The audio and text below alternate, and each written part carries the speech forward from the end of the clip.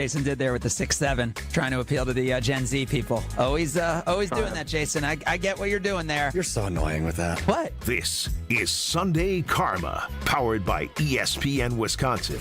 Broadcasting live from the Gruber Law Office's One Call That's All studios at the Avenue. Alongside Greg Scalzo, Alex Strofe, and Kyle Wallace, here's Good Karma Brands founder and CEO Craig Karmazin.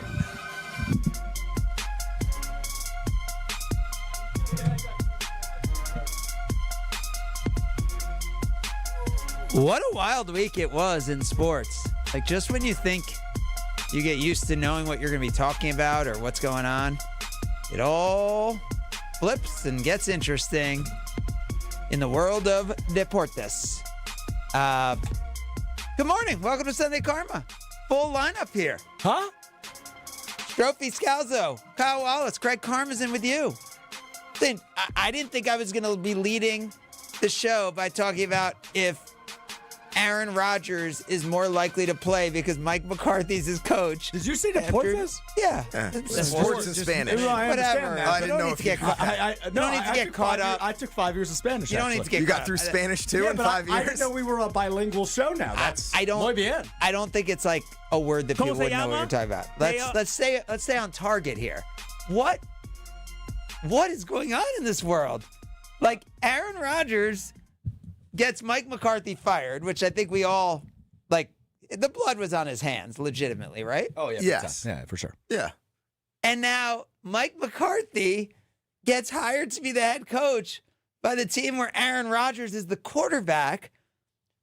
Like, does this make Aaron more likely to play because he knows Mike? Does McCarthy not want him back? Like, what is the dynamic here? Not only that, but after Mike Tomlin, who might be the coach that Rodgers respected the most, ends up leaving the Steelers, and Rodgers reportedly in tears in the locker room apologizing to Mike Tomlin because he took ownership of it, I actually think it makes it more likely he returns. Wait. More likely? I think it makes it more likely. I think everybody realizes Mike McCarthy ran his course in Green Bay. I think that, what is it? Distance makes the heart grow fonder. That's exactly it. Yeah. I thought it was absence. Absence I think it is absence. But I think that Aaron Rodgers grew a newfound respect for Mike McCarthy. I think there's these interesting connections. Didn't the offense get way better once McCarthy left? It got creative, and even though Rodgers fought it, like, isn't he like, oh, crap? When McCarthy was there, our offense sucked. But then he also went to New York, where the offense was horrible. And McCarthy's offense with Dallas was good for a while there, right? They were able to win games. I mean, what's interesting for Pittsburgh is it feels like Pittsburgh... They win games. They win games, but it went like they went and hired another coach who's good in the regular season and hasn't had postseason success. That's a curious hire in and of itself. But I think he's from there, and he's like a... I get it. And he's the kind of guy... It's a very un-Steelers-like hire, though. They normally like to hire somebody they could keep for 20 years. I'm guessing McCarthy's in his early 60s? Couldn't they hire... Late 50s, yeah. He could be a good 15 years, right? Or you're saying that's not a long time? How do you know how old he is or no? You're just guessing. I think he's like 58, 59. He's younger than he looks. No way. I would say early 60s. McCarthy, I think he's 62. Yeah, 62. So, like, the idea of him being there for 15 years. I thought he had, like, young kids. I just thought he had young kids in Green Bay. He may have had young kids in Green Bay, but that threw me off. I think Al Pacino has young kids, or De Niro, one of them. No, McCarthy does. McCarthy does because I think Rodgers got more divorced, likely to come back if De Niro was the coach than McCarthy, I'd say. I disagree. When my parents got divorced, my mom was single. McCarthy was hired as the Packers head coach, and she wanted to date McCarthy. So, yes, young kids. kids. Did they have kids? Not together. No. I see where you get your delusion from. Wait. So there was nothing more than like nothing happened there, right? Your mom was just throwing thirst traps out on social to Mike McCarthy? This was like MySpace, so I don't think there was thirst traps. But who Alex Strofe is. This is where he gets his delusion from. He gets it from his mother. Is Mike McCarthy your father? Like, are we discovering that out right now? Your mom thought she was going to date the NFL. Don't you think Alex would be a little more athletic, like when he runs the shuttle run? Well, yeah, because Mike McCarthy is the epitome of athleticism. I bet you he was a quarterback at like Muhlenberg College or something. He did come from like a lower. I thought he was going to be my stepdad, but it never came to fruition. So. Did they go on a date? I'm surprised this is where we're starting the show. By the way, well, you brought it up. No, just the McCarthy thing in general, not my parents' divorce. That comes up on every show I do. But Wait, Muhlenberg. Like, okay, where did Mike McCarthy play? Baker College. Okay, that's Small close. school. Was he a quarterback? No. No, he was like a left guard probably. You're probably right. He's not tall. He's a big boy. He's not that tall, is he? Left guard tall or quarterback tall? I'm talking left guard. I don't think he's that big either. I mean, he's a big fella. He I played never looked at him. basketball. He was a tight end. Yeah. Oh, wow. Yeah, I can All see that. conference, two-time all conference. Two-time all tight end. Now it was at Baker University. Hey, what are you trying to say? That it's an NAIA school. Yeah, that's smaller which than is Whitewater. Division II. I don't think it's smaller than Whitewater. Division II. It's Division II, but it's NAIA?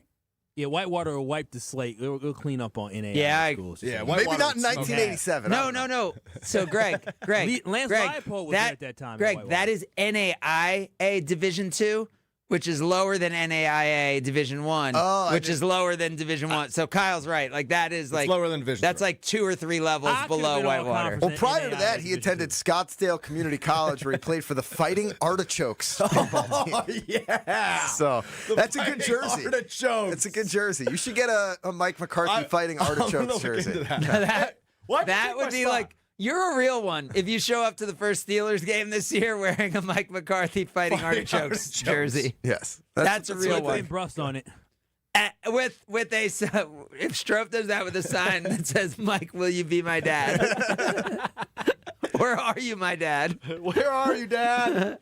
There is also the weird Pat McAfee connection, which is where I also think the relationship between Rodgers and McCarthy is better than people think, right? Oh, you're saying Rodgers? McCarthy replaced Rodgers as the guest on the Pat McAfee show, and there's obviously the A.J. Hawk connection, but you don't think there's no way McAfee would have done that without Aaron Rodgers' blessing. I disagree. you guys I disagree know for a fact. completely. Go ahead.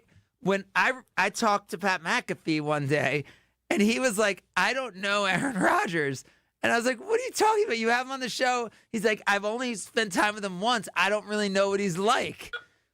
Oh, really? Which I don't know. fire That made me think like, and that was a while ago, but it just made me think that he's not as close, with his guests, and he wouldn't empower his guests as much. That's my sense. You could be right on that. Yeah. Should we head to break while there's a little fire alarm No, here? the fire alarm's been going on for hours. This is the second one of the day. No, our microphones are good. No one can hear it. We're good. And if I burn up a live, good karma brand, at least I got we'll do life it here. insurance. They'd be That's all right. true. Yeah, we give people like a $10,000 life insurance. No, in the spirit That's of full plenty. Maybe your girl could pay a little more for that wedding. She'll have my urn up there. In the spirit of full transparency, I've had a morning. So I'm ripping tarps off. We got fire alarms going off. It's been an awful morning. You took my spot for some reason. I don't remember anybody asking how Stroh's morning was. And I also don't think this is your spot. This is Kyle's spot in KBN. No, but this Sunday is Karma, Chewy's that's my spot. Oh my goodness! You want to know why I gave you that spot? Because this Oh wait, you were chair talking is- about his spot of where you are for the show? Yeah. Do you see that? Wow, you're possessive over that? That's interesting. Also, I did it because I was here on Friday night. You want to talk about a morning when we had flooding here? Yeah. I was the one laying down the tarps and covering the TVs and covering the cameras while you were drinking Bud Lights 3 minutes away and not even walking over here to help me. Wait, I and stood- did he just complain about this tarp that he had to take off the spot? That's my I thought, tarp I brought from my garage because we didn't have anything here. I to thought he protect was like our at home equipment. having to do tarps and stuff. So moving a little thing off of a space when you were too lazy to help actually save our studio when it was under attack by the conditions. And I started to sit in that spot and realized that this was all dirty because I was climbing up on this chair with our fantastic cleaning crew, Maria, to cover the TVs and the cameras so they still work actually this Maria. morning. Maria, sorry. I apologize. Deportes and Maria. And I wanted to clean it off, and I didn't want you to have to come in at the last minute and sit in a dirty spot. So I was trying to do you a favor, and you come in here all possessive. I've had a morning. Wait, what did he have? Like, let's add up all the things that have happened to him. There was a fire alarm, which I thought I was doesn't affect dying. you at all. I thought I was dying. There's a fire alarm that happens all the time. You're in his spot because you were being thoughtful, and he had to move a tarp off of his It chair. wasn't even taped down. He literally just had to lift it up, and I know it's heavy for you with those is. arms of yours, That's but like true. you had to lift it up and put it to the side. I think he should be suspended. I mean, I'm not in the kind of position to do that, but I would suspend him for the rest of the show. Like, we talk about resiliency as a company. Like, if that's his version of what being resilient is, I mean, we're all screwed. Unbelievable. Yeah. And he just interjected it out of nowhere.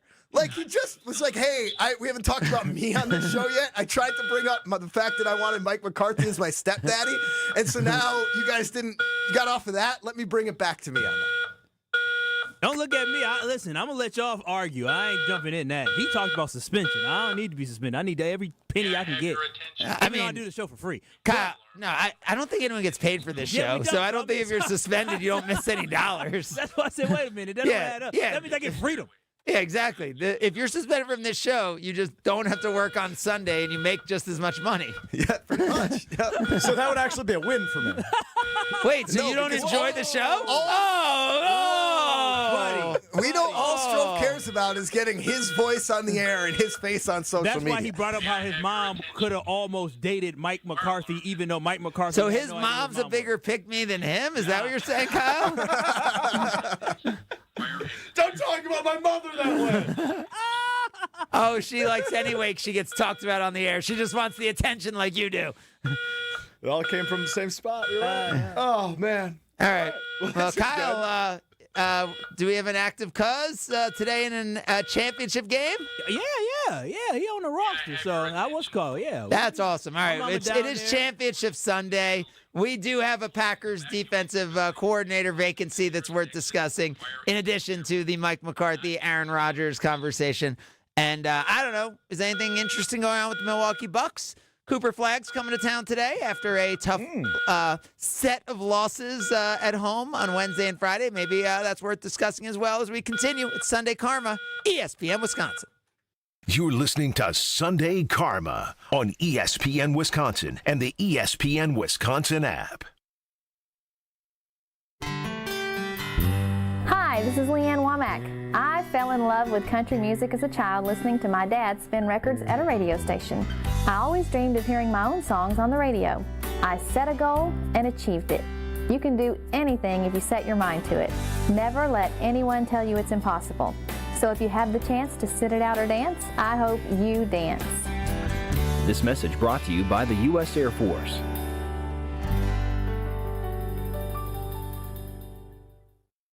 Is it time to buy an engagement ring? Or a big anniversary diamond? Kessler's has diamonds that come from diamond mines. And we also have diamonds that come from plasma chambers. When you see the size of the diamond you can afford when you look at our high-tech newborn created diamonds, You're going to be happy, happy, happy. and with approved credit, our financing plans make anything possible. Our selection of engagement rings is beyond compare. And our custom design department can modify any ring in any way you choose. Anyone who says they can give you a better ring Or a better diamond. Or a better price. has never been to Kessler's. And our miraculous no small print warranty says, If you bought it at Kessler's, it's guaranteed. It's just that simple. And all maintenance is free forever. No charge. yes, it really is that miraculous. You found a partner you want to share your life with. When you're ready to celebrate. We've got a diamond for that. Find the Kessler's nearest you at KesslersDiamonds.com. People say buying a home in winter is tough.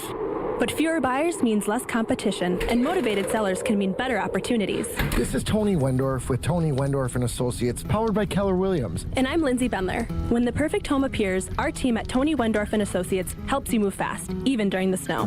Start your home journey today with our white glove service by simply searching online Tony Wendorf. A real estate team that always leads with faith and gratitude. Tony Wendorf & Associates.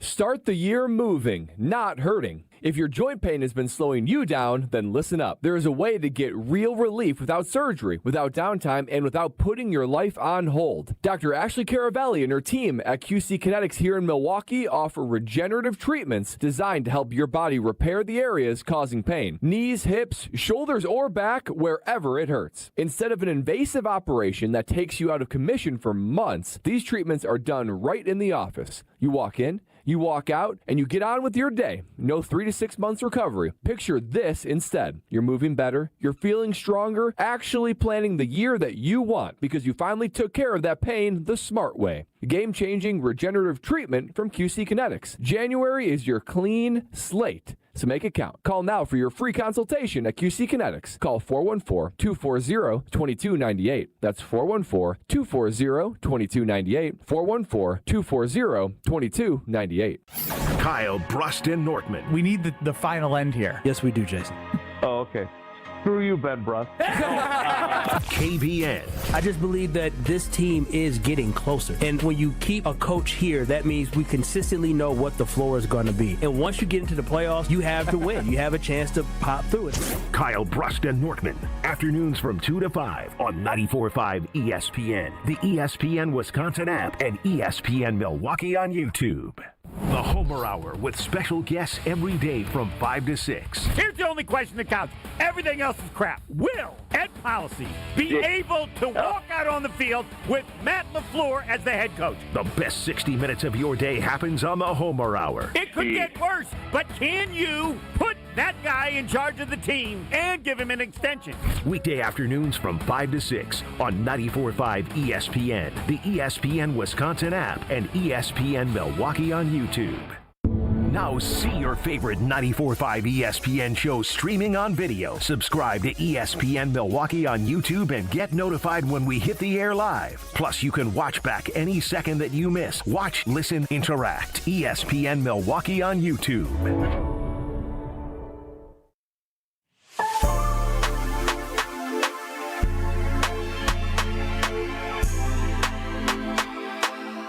You're listening to Sunday Karma on ESPN Wisconsin and the ESPN Wisconsin app.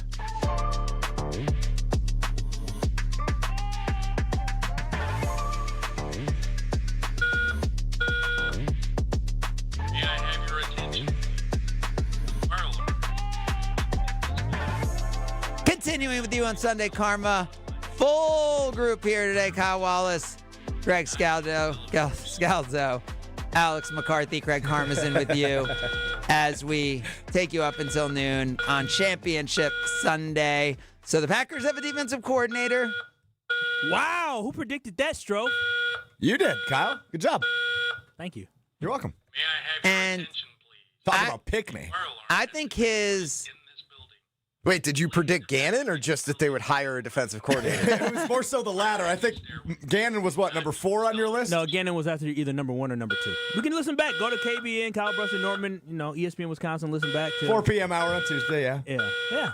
You seem pretty committed to your opinion on that you don't remember if he was your first or second choice. Well, because on the piece of paper I said perfect fit, but Al Harris was my dream pick. Yeah. So, Greg, you have this strong anti-Gannon take here. It's not a strong anti-Gannon take. I just don't love the hire. I think I would have preferred Al Harris. I would have preferred Jimmy Leonhard, actually. I love Jimmy Leonhard. I think that Leonhard. this is the most Matt LaFleur pick ever. Wait. Could just go back. Al Harris I've heard a lot. And as a DC, so what's his qualifications to be a DC? Is he passing game coordinator or something with the Bears? Defensive backs is that what he coach is? and So D-backs? But also under Dan Quinn in Dallas, he also was there when Trayvon Diggs was doing well. Deron Bland as well when they were cooking at that defense in Dallas. And so he's been. They had a really good pass rush, though. But they had a really good pass rush. So those guys, but Diggs' really analytics were not good. He was picking off passes. I don't know. But then Deron Bland, the year after that, I believe, led the NFL in interceptions as well. That has to be attributed to somebody. Yeah, I know. I mean, I'm saying. You think that's and then enough? Look what he did in Chicago this year. Bayer became an all-pro. I mean, if you could get him as your D-backs coach or whatever, yes. I just don't know. I don't know yet. Is that enough qualifications? Kyle, you know better. What before someone's going to become a D coordinator, what do they usually need to do? Is that enough? I mean, when you become a passing game coordinator, that means that you're in a position as well that you have some type of, you're part of game planning. But overall, I think you put in time. He's been under multiple successful defenses, though the overall defense in Chicago wasn't great. The piece that he had. And they were so banged up this year. But you got to give him a lot of credit then, because if they had all those takeaways, they had a banged up defense. Who's the cornerback they that taped nobody it together. Even knew who he was. Remember, I don't remember the kid's name, number 26, Nashawn Wright. he had a great year under him as well. And so I'm just saying, it seems like he is the common denominator amongst guys and DBs who do well forcing the turnovers. So, Scouts, you also said Al Harris you would want. Are you there too, McCarthy? I think Jimmy Leonhard would have been a home run hire too. That's the thing I'm actually most confused by is the fact they didn't wait for Jim Leonhard. They could have talked to him this week. And for a guy that was allegedly offered the job a couple of years back, to not wait for him after Denver plays today was a little surprising to me. Because I agree with you. He seemed like the home run hire. Now, is there a grudge? Is there something because he didn't actually he withdrew his name when they hired Joe Barry a couple of years ago?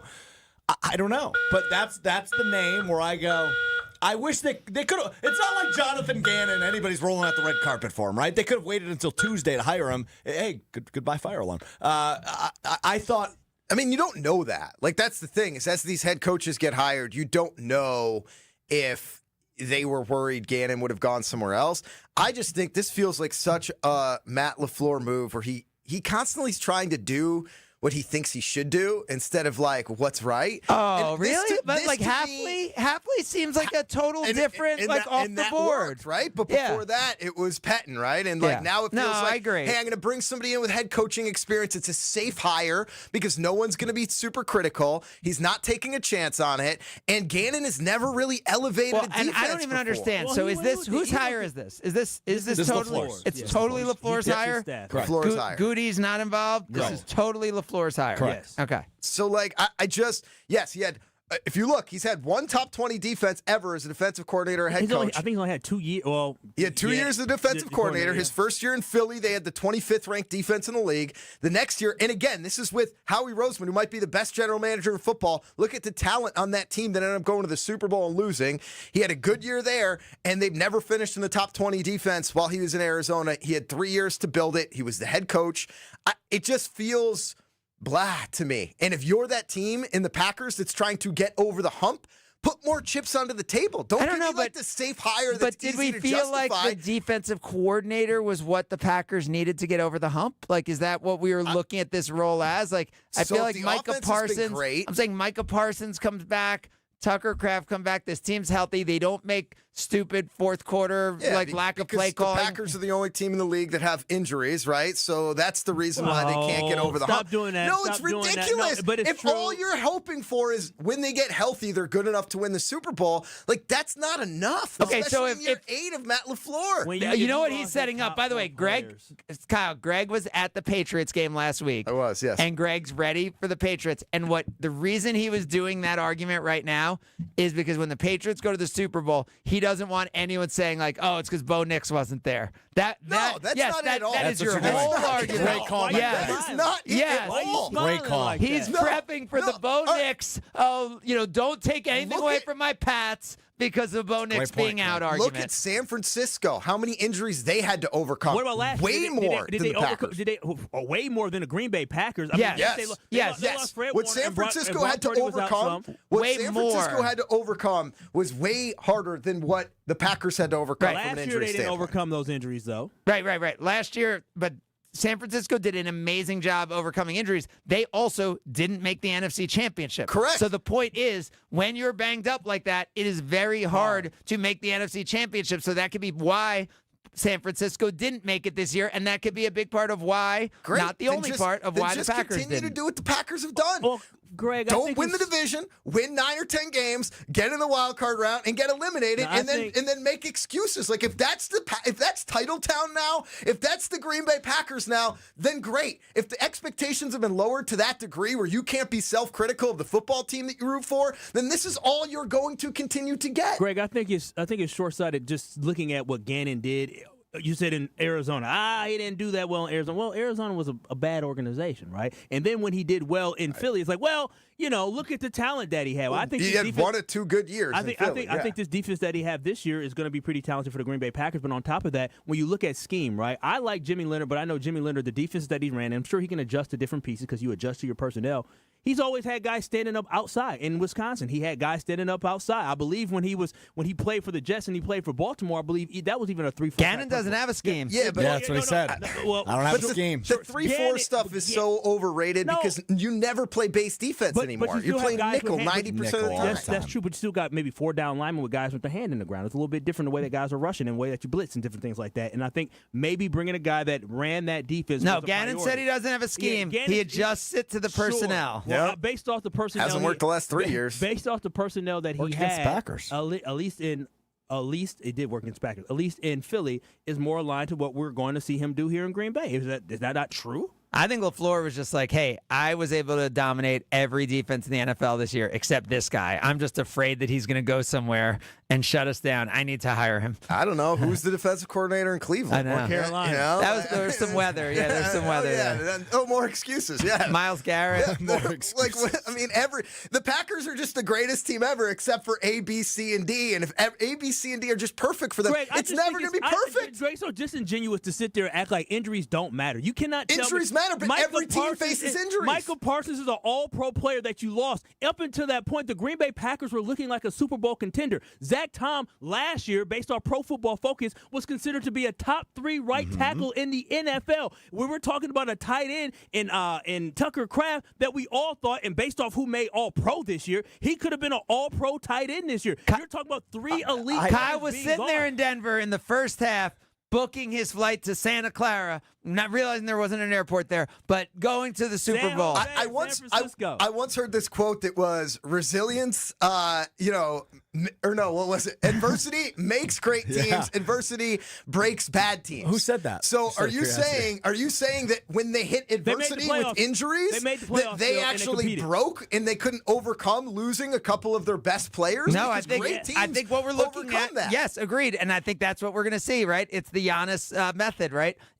Was this season part of the process of becoming a Super Bowl champion? What about the season before that, when there was also injuries, and that was part of the reason why they couldn't get over the hump the season before that? You know what sucks? What about the season before that? So it sounds like you're just mad they didn't fire LaFleur. I'm not mad they didn't fire LaFleur. I am just saying that if I am Matt LaFleur, and if it was my decision, I would have wanted to go out and try to make a hire that was more difference-making than what I think Jonathan Gannon will be. I think this was the safe hire. I think this is something that works well, right, with the Green Bay Packers media, where they can say, great, we brought in somebody with head coaching experience, and that's going to help. But I think that's important. That didn't matter when Mike Pettin was here, right? But Mike Pettin was a rollover from McCarthy. Previous, yeah. He was already here. It doesn't matter. He had head coaching experience. Like, you've had guys with head coaching experience with LaFleur, and he still has always had the same issues. But the thing is, you really haven't, right? Like, Rich Bisaccia was an interim head coach. That's the only guy outside of Pettin that's been in here with head coaching experience. You're just ignoring Pettin. And in the end of the game scenarios, when Aaron Rodgers was in the NFC Championship game, LaFleur was horrible there. LaFleur didn't choose him. But, Craig, this is what I'm going based off of. I'm going based off what I see.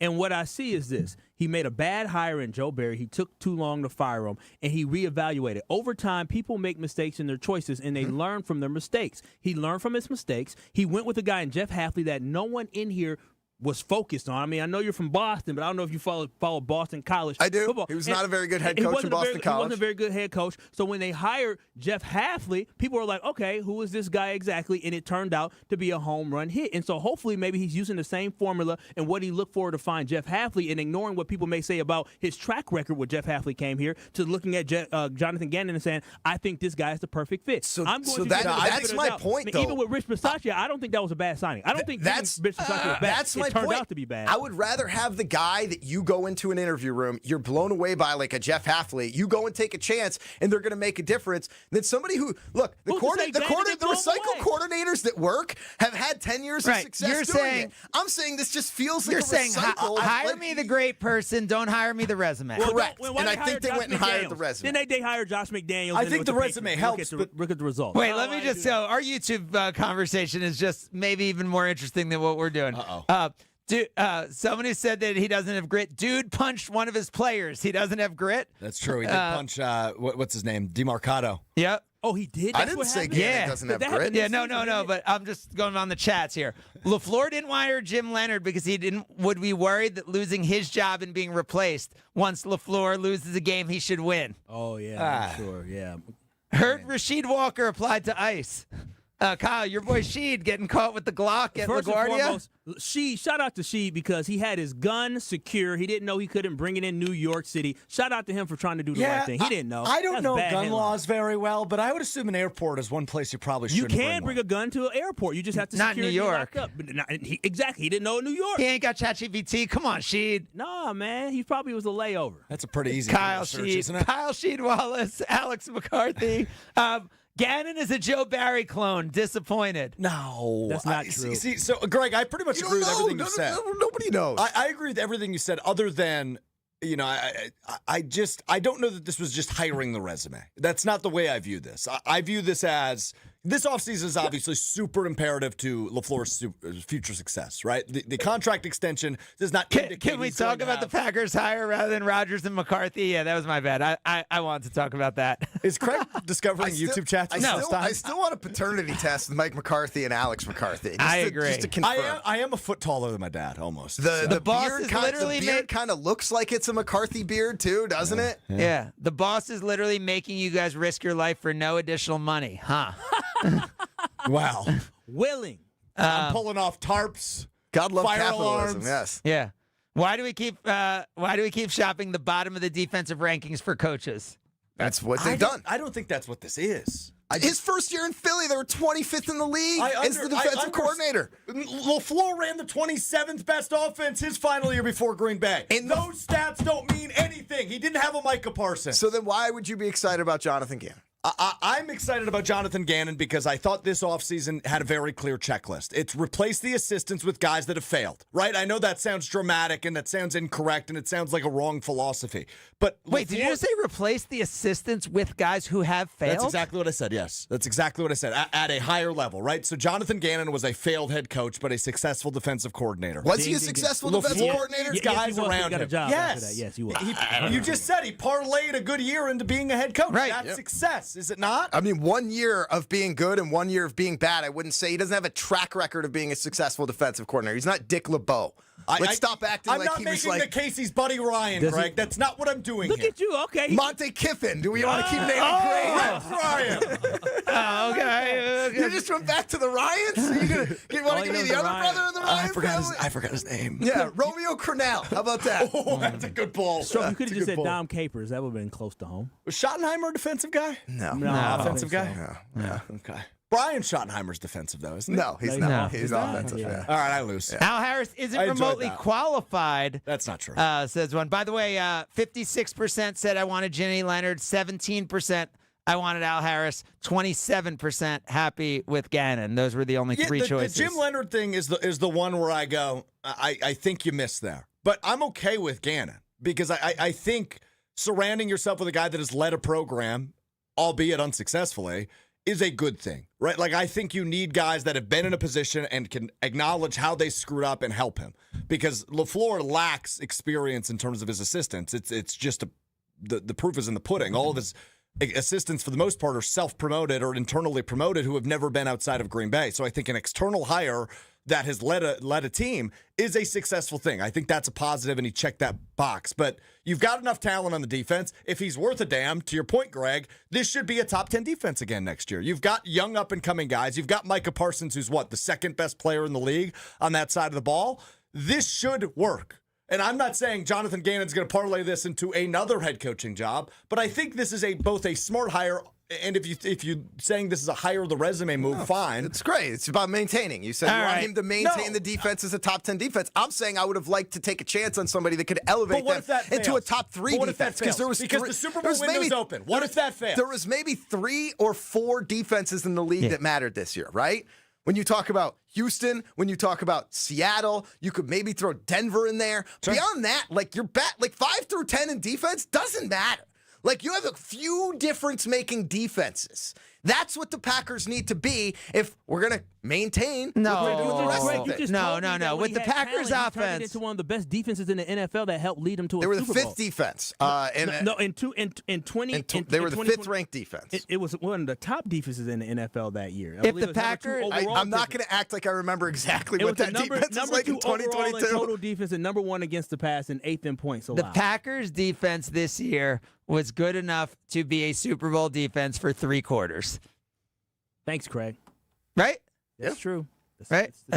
Take out the fourth quarter. I got nothing to say to that. Yeah. Thanks. And by the way, the Packers offense was good enough to be a Super Bowl offense this year for 3 quarters. Well, the third quarters were a little rough. For 1 half. Yeah, for 1 half. First half. Yeah, first half Packers, first 3 quarters defense. And take your calls. Let's jump in right now. 800-990-ESPN. It's 800-990-3776. We gave you some of the comments from YouTube, but let's hear your thoughts live. The Packers have hired a defensive coordinator. It's Sunday Karma, ESPN Wisconsin. This is Sunday Karma on ESPN Wisconsin and the ESPN Wisconsin app. Good Karma Brands is proud to be an equal opportunity employer, providing equal employment, development, and advancement opportunities to all teammates and applicants. To learn more about careers with us, please send an email to talentacquisition@goodkarmabrands.com. That's talentacquisition@goodkarmabrands.com. Well, the big game is almost here. There's no better way to cash in during America's biggest sporting event than Prize Picks, where it always feels good to be right. Hey, it's Mark Tauscher with ESPN Wisconsin, and with the football season coming to a close, this is your last chance to stay in the action before next year. Prize Picks is the easiest way to play daily fantasy. You build a lineup in under 60 seconds and just pick more or less on at least 2 player projections and watch the game with even more excitement. Well, one of my favorite things about Prize Picks is the new social feeds feature. You can find your community, see what other players are picking, and even copy lineups from winners with a single click, or follow Prize Picks partners and tail their picks instantly. And new this season, early payouts. If your lineup gets off to a hot start, you now have the option to cash out before the game even finishes. Download the Prize Picks app today. Use code WI to get $50 in lineups after you play your first $5 lineup. That's code WI to get $50 in lineups after you play your first $5 lineup. Prize Picks. It's good to be right. You've already put in the work. Now there's a way to make it count towards your degree. At Lakeland University, your work and life experience can earn you college credit, helping you finish faster, saving time and money. With flexible evening and online classes, plus multiple start dates, Lakeland fits your life. Study 100% online at one of our 6 locations across Wisconsin or on our residential campus in Sheboygan County. Customize your degree to fit your life, your goals, your future, without missing the moments that matter, at work or at home. Your experience matters here. Lakeland University. Experience it your way. When you want the best medical attention, you don't just go to anybody, you go to a specialist. The same should be true with your car or truck. I'm Deb Cruz, president of the Auto Dealers Association of Mega Milwaukee. When your vehicle needs service, take it to a specialist, an Adam member new car dealer. Adam dealers use factory warranty parts, the latest diagnostic equipment, and certified manufacturer technicians specially trained on the advanced technology on your vehicle. They have all the latest manufacturer service bulletins and will know if your issue is covered by an existing warranty or if there are any recalls. And despite what you might assume, their prices are as low or even lower than the independent shops, even on routine maintenance and tires. Now, knowing all that, why would you even consider going anywhere other than an Adam member dealer? For great paying job opportunities, visit adam.com. That's ADAMM.com. The only thing that tops our selection is your savings discount liquor. According to Time magazine, Gen Z is drinking 20% less alcohol than all previous generations. Hi, this is Marie from Discount Liquor. Over our 65 years in business, we've stayed up on all the trends. Where you'll always find 2,000 varieties of beer, 4,000 types of liquor, and over 8,000 wines, we now also stock over 100 varieties and growing of THCA, CBD, and Delta-9 non-alcoholic specialty-infused drinks. So whether you're experimenting with the latest wellness trend, or you just want something in your fridge that your college kid can call you cool for, come check out our expansive selection. And while you're at it, you do deserve that bottle of bourbon. Discount Liquor in Milwaukee on 51st in Oklahoma and in downtown Waukesha on Barstow and Maine. The only thing that tops our selection is your savings. Discount Liquor. And visit us online at discountliquorinc.com. Kyle Broston Nortman, KBN. It is okay for us to say Jordan Love is successfully following in the footsteps of Brett Favre and Aaron Rodgers. That is a guy that I want. On 94.5 ESPN, the ESPN Wisconsin app, and ESPN Milwaukee on YouTube.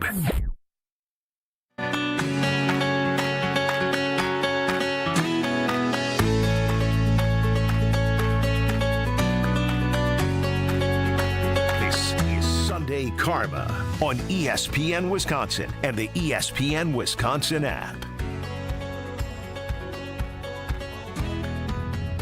All right, it is Sunday Karma, talking about the big Jonathan Gannon hire, as well as the big Mike McCarthy hire for the Pittsburgh Steelers.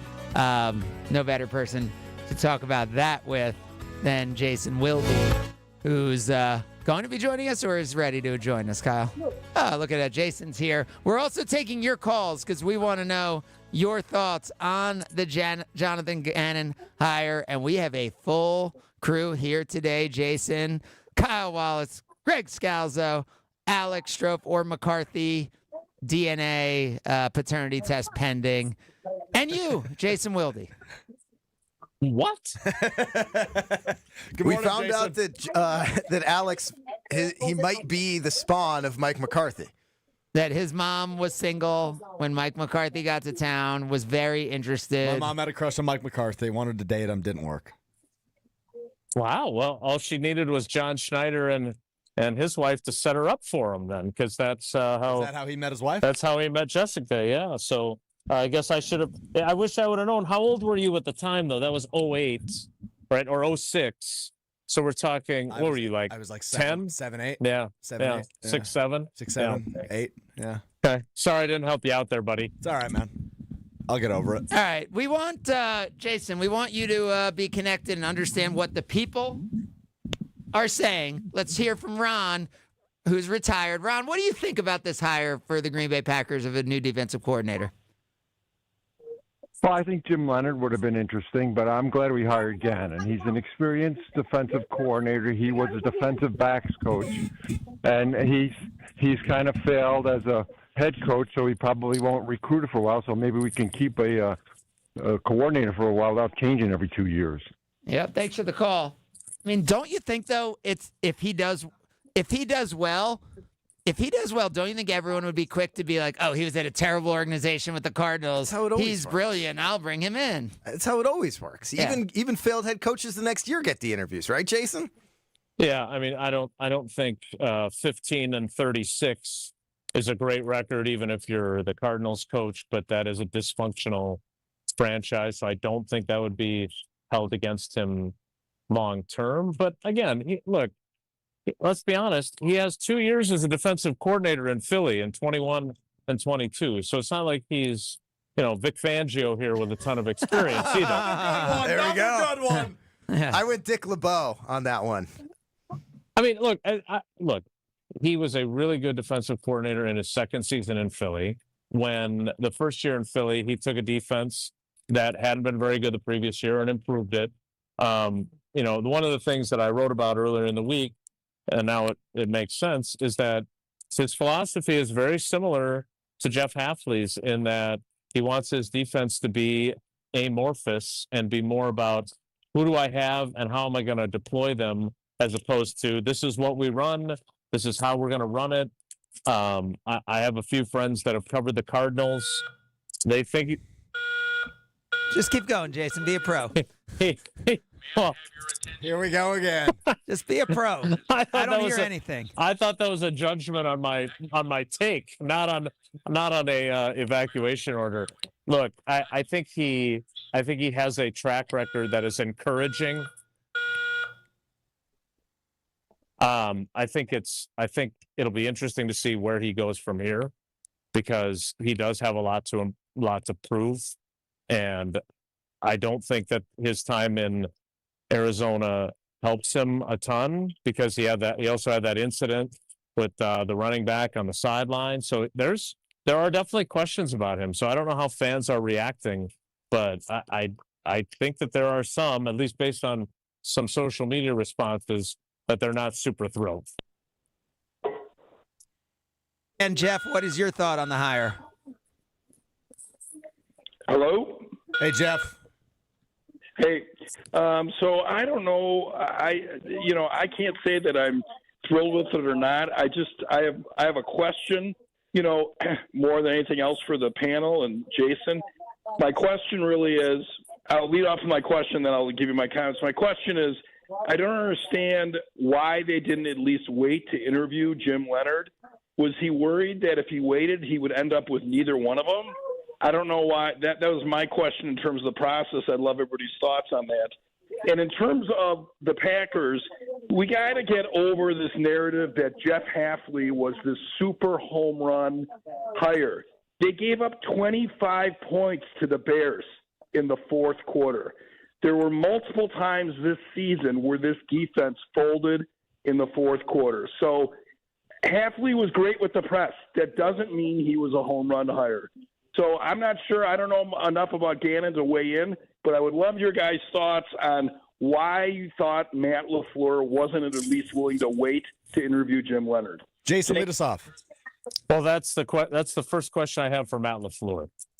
Absolutely the first question, because no matter what happens today, the way I understand the NFL rules is they could request him tomorrow and they could talk to him during this week window, even if they win and they go to the Super Bowl. And to Jeff's point, I am guessing that at least part of the thought process was, if I don't hire Gannon, he's going to go somewhere else and get hired by someone else. And maybe Matt LaFleur felt that strongly about him.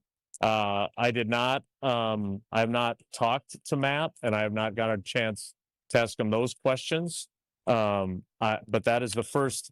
I don't want to, when they introduced Jonathan Gannon, I don't want the first question to be, why didn't you wait to see if Jim Leonhard was going to be available or not? But it is a question that absolutely has to be asked, because it's a very valid question. And I don't blame Jeff for asking it. I am curious about the process this time around, Jason, because as we talked about earlier this week, when Joe Barry was hired, it was 10 interviews. When Jeff Hafley was hired, it was 7 interviews. What did we get this time around? Was it just 3?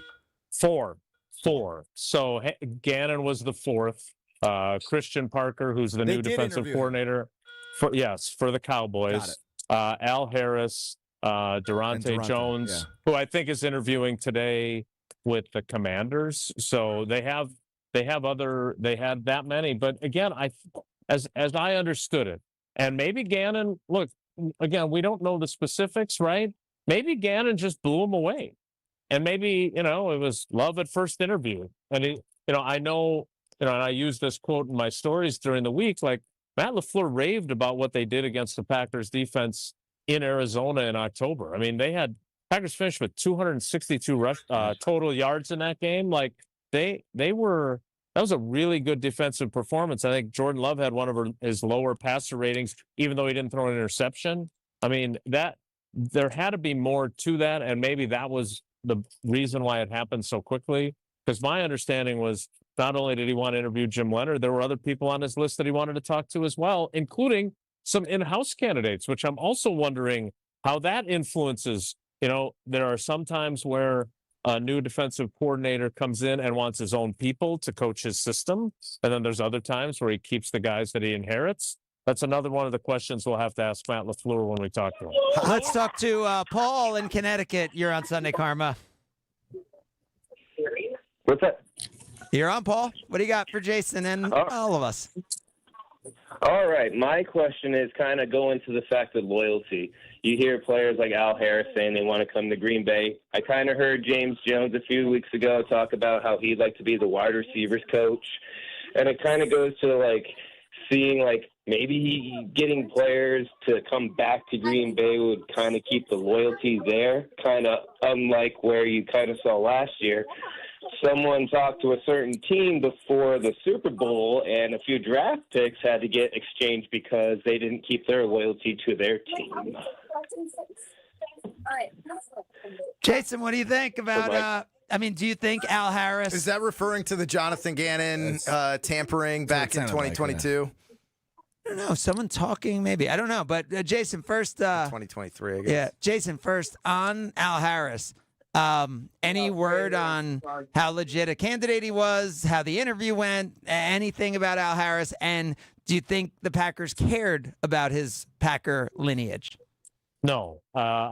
He was very much a legitimate candidate, and I would predict that he's going to get the defensive coordinator job from Mike McCarthy with the Steelers, because Mike McCarthy had him in Dallas for 5 years as on his staff. Great point. That would be my guess. No, he was a very legitimate candidate. I don't think you hire guys like, I love James Jones. What are his qualifications to be a wide receivers coach at this juncture? Bingo. Other than having played it? Like, he hasn't coached. And you hire the best candidate, the person you think is the best candidate. And in Matt LaFleur's case, he has to think that Jonathan Gannon is, and we can all disagree, right? We can all say, well, you should have waited for Jim Leonhard, and time will tell if they should have. I mean, let's be honest. Jeff's point about Jeff Hafley isn't wrong either, right? I mean, for as good as they were, their composite over the 2 years, they're top 10 both scoring, defense, and total yards. I do think he's a good coach. I don't think he's just, will he like his press conferences? And I would argue that their personnel at corner, their personnel on the defensive line, and then losing Edgerrin Cooper in the third quarter of that game against the Bears had a huge impact in why they gave up 25 points in the fourth quarter. So that is a fact. They gave up 25 fourth quarter points and lost to the Bears. That falls on the defensive coordinator, who banged the podium and said, we won't be done. I'll talk to you next week. He was wrong. But I think he's a really good coach. There's a reason why he got 7 interviews. It's not just because he's good with the media. And Jonathan Gannon has something to live up to here. Jonathan Gannon has history as a good defensive coordinator, but this is not an easy act to follow. We can poo-poo what Jeff Hafley did and say, it was a great quote, which he was. But you talk to his players, and especially the dichotomy between him and Joe Barry, who did not take input from players. Jeff Hafley did that. Now, he didn't do everything that his players wanted him to do, because that would not be good either, but that was huge. And I think if Jonathan Gannon is that kind of coach and has that kind of relationship with his guys, that'll be huge for them as well. Mo's in Illinois. What do you got this morning, Mo? The official and unofficial backup left tackle. What up, Mo? Hey, what's up, guys? Definitely disturbed by hearing this news this morning. And I have major concerns. For me personally, he could run whatever scheme he wants, whatever. I'm kind of looking at this from a team culture point of view. Matt LaFleur, Jonathan Gannon, they seem to be very similar in terms of personality with how passive and soft they are. I want somebody in that damn building at 1265 Lombardi to bring some juice. We have no juice right now. I wanted somebody like a Jim Leonhard. I wanted somebody like a Jim Schwartz. Somebody who's going to push these players past their breaking point. Micah Parsons discussed in his post-season interview that this team needs to toughen up. They need to get in shape. They need to get conditioned. And I want a defensive coordinator who could replicate that personality and that tone and culture and push them past that. I don't know that Gannon will do that. And the last thing I'll say is, Mo, really quickly, you do realize this guy, reportedly, he punched his own. It's not reportedly. It was on the sideline. Everybody saw it. I don't know if that's a good thing. Hold on. Mo, I guess I'm curious from your perspective. What makes you believe Jonathan Gannon doesn't have juice? What leads you to that opinion? I've seen him. Yeah, I mean, I've seen him on the sideline. I saw a video circulating online. I don't know if you guys saw it, where he's in a team meeting talking. And the secondhand embarrassment I got from watching that video made me want to throw up. Yeah, that's fair. You know, it's embarrassing. This Cardinals defense ranks first in EPA play in the first 3 quarters of every game. In the fourth quarter, they dropped to 27. And what did the Packers struggle with? Fourth quarter defense. You could also look at, if you want to pile on the is Gannon soft, what he allowed Kyler Murray to do reportedly in terms of how Kyler Murray operated within his system as the supposed leader of that team. Like that, he didn't really take a very hard line on the guy that's supposed to set the tone for the rest of the team. That's some strong stuff. That is strong stuff by Mo. Mo, thanks for the call. That's a real left tackle right there. Yeah, that is. Thanks, Mo. Juice. Want some juice? Jason, how about that stat you just heard related to fourth quarter defense, which we know was probably the biggest knock on the current defensive coordinator?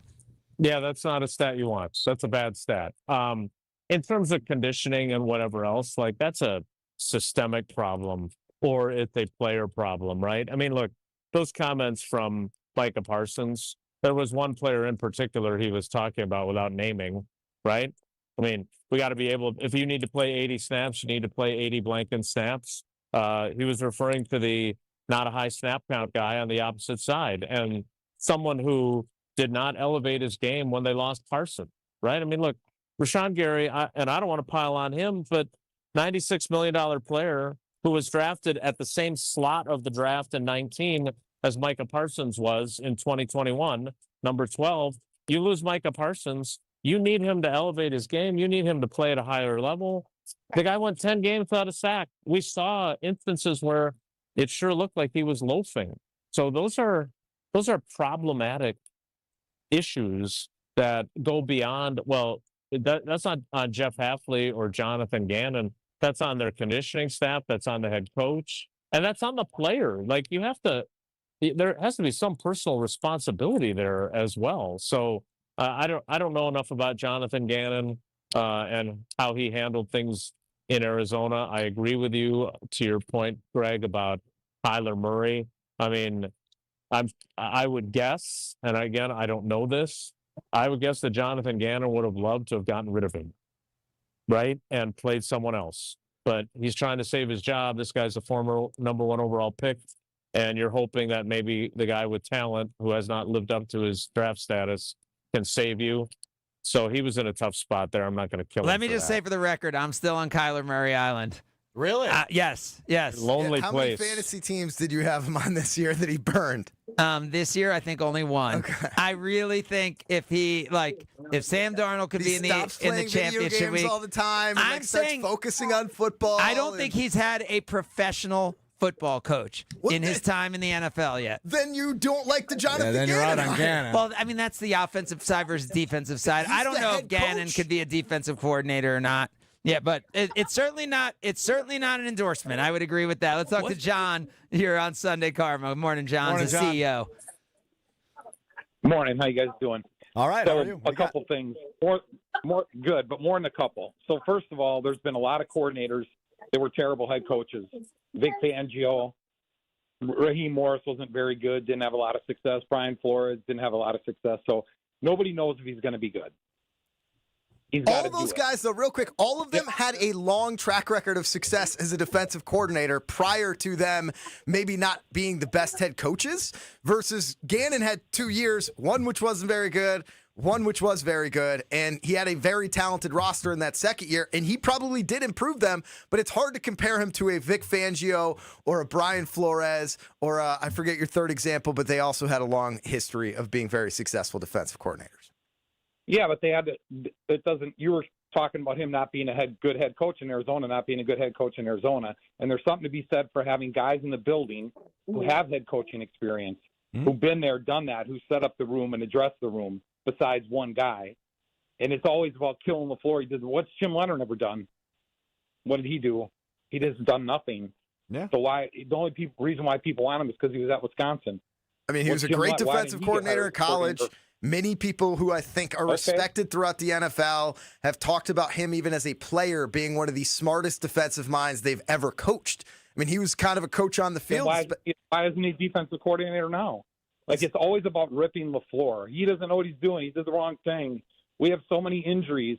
And one of you guys brought up the injuries. Well, we lost 3 Pro Bowlers and a potential Pro Bowler. We didn't lose Isaiah McDuffie and Carl Brooks and Musgrave and Sean Ryan.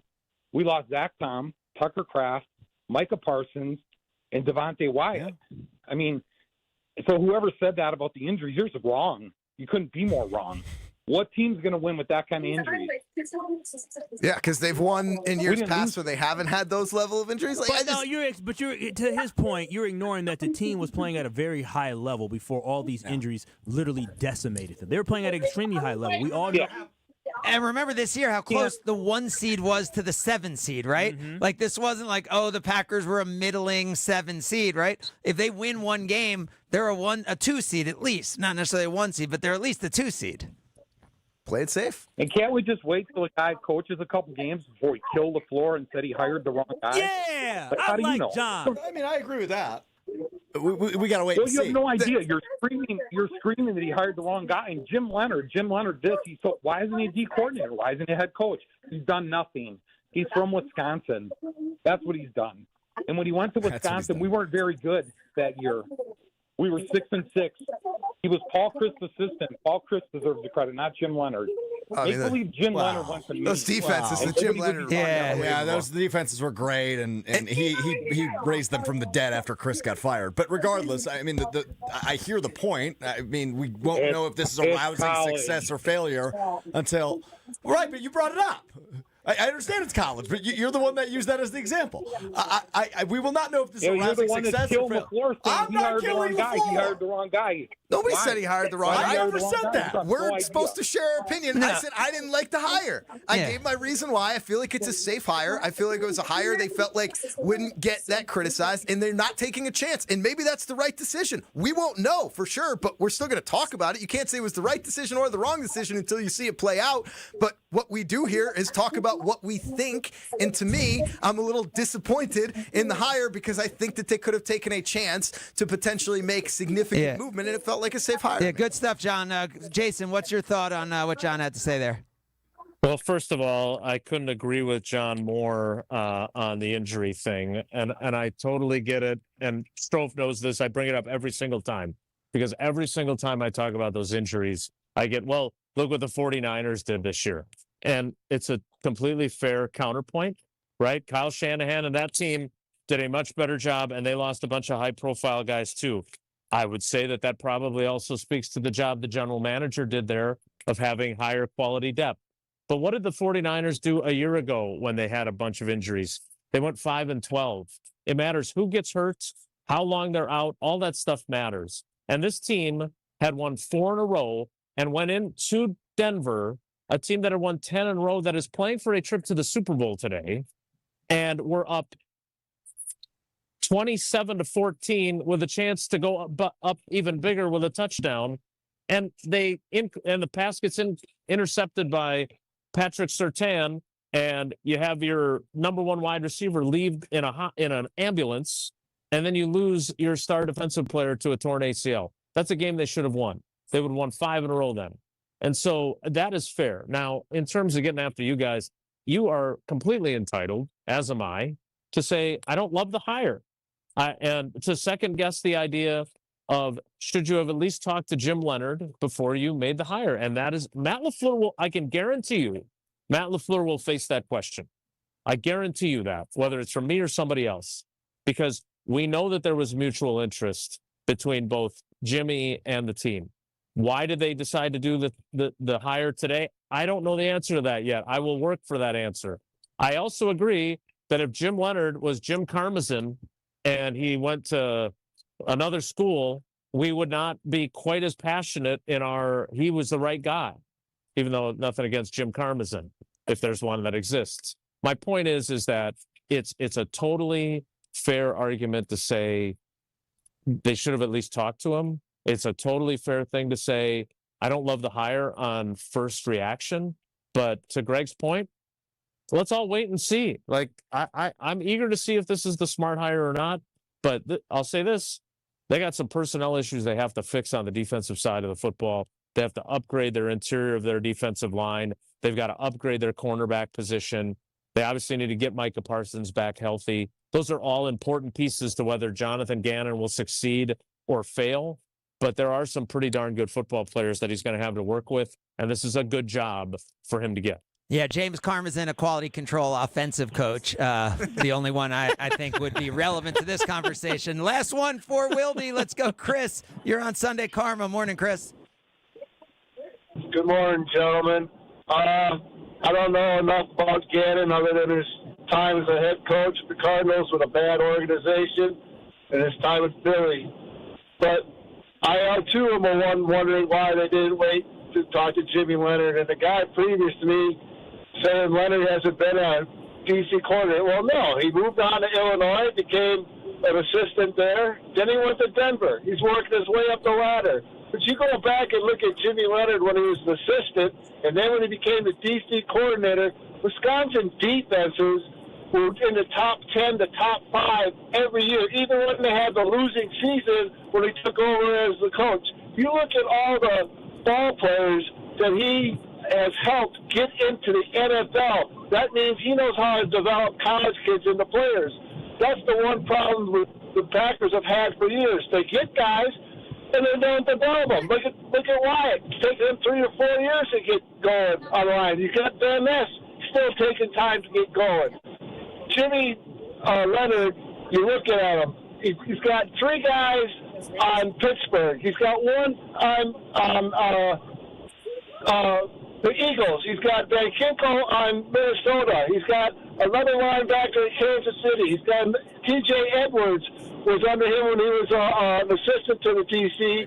playing for the Bears. The guy knows how to develop talent, and that's why I wish they would have gave him a chance, because that's the one thing the Packers have never been able to do. They get coordinators, but there sits our draft picks. They don't develop into much of anything. I think you forgot about a certain player playing in the AFC Championship today, Kyle Wallace. I believe that as well, right? Yeah, you forgot Jordan Turner, who also played under, was recruited by Jim Leonhard at Wisconsin, and just so happened to sign with the Broncos because Jim Leonhard may or may not have been there.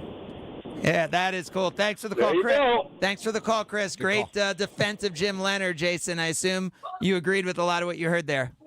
I do, and I also would point out he's the Broncos' assistant head coach, right? I mean, obviously Sean Payton thinks very highly of him. They have a guy in their defensive coordinator in Vance Joseph who not only has been a head coach, but also had the humility to come back to a team where he used to be the head coach and serve as the defensive coordinator, which I respect. So, and look, I would assume that, and I don't know if Vance Joseph is going to get a head coaching job in this cycle. There's still 4 open.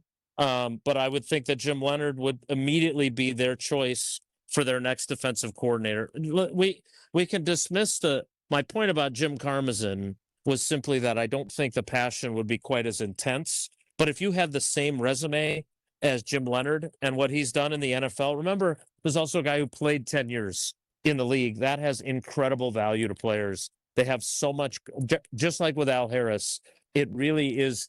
I'm not saying you can't be a successful NFL coach who hasn't played in the league. Jeff Hafley's one of many examples. Matt LaFleur didn't play in the league. He played for the Omaha Beef of an indoor league. But Alex McCarthy, where did your maybe dad play?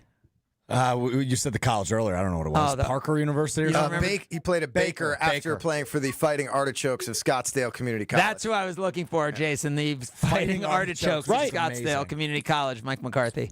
So my point is that Jim Leonhard, while we all like him and many of us have relationships with him and we're hopeful that he would at least get a look, it could be a mistake. There's no doubt about it. And I would argue that I would have, again, I don't know how much Matt LaFleur felt pressure that he might lose Jonathan Gannon, or if he just thought, no, this is the guy. But for me, from the outside looking in, my first thought is, what was the harm of waiting a couple more days and at least talking to him again? Because remember, I know there are people that have tried to refute this. Use the semantics however you want, but Matt LaFleur was ready to hire him 5 years ago. He was going to get the job, and he chose to stay at Wisconsin. And so for them to not wait for him is a valid question, and we will work to get the answer to why when we have the opportunity to do so. There he is, the great Jason Wilde. You can check him out. Wilde and Tausch will have interesting stuff around this hire and the others upcoming for the Packers all week long from 9 to noon. Thanks, Jason. All right, guys, evacuate the building. Take care. Be good. We will have more of your thoughts. 800-990-ESPN, 800-990-3776. Follow along on the ESPN Madison, the ESPN Milwaukee YouTube channels. It's Sunday Karma, ESPN Wisconsin. This is Sunday Karma on ESPN Wisconsin and the ESPN Wisconsin app. Tracy Lawrence for the U.S. Air Force. We all have tough choices we have to make. Life just works that way. I remember when I was getting ready to move to Nashville to pursue my dream, I packed my 10-year-old Toyota Corolla with 250,000 miles on it and hit the road. It was a tough choice, but the right one for me. If I decided to take what seemed like an easier road, I never would have achieved my dream. You can do anything if you put your mind to it. This message is brought to you by the U.S. Air Force. At Saturn Lounge, we know if your marketing actually worked, you would know. Your website would perform, not just exist. Your storytelling would inspire, not fall flat. Your integrated campaigns would create impact, not excuses. There'd be no refreshing dashboards, no waiting on a report to explain what happened. It's time to generate quality leads and turn them into customers. Let's make it happen with Saturn Lounge, your marketing partner for clear, measurable results. Visit us today at SaturnLounge.com. When marketing works, it shows.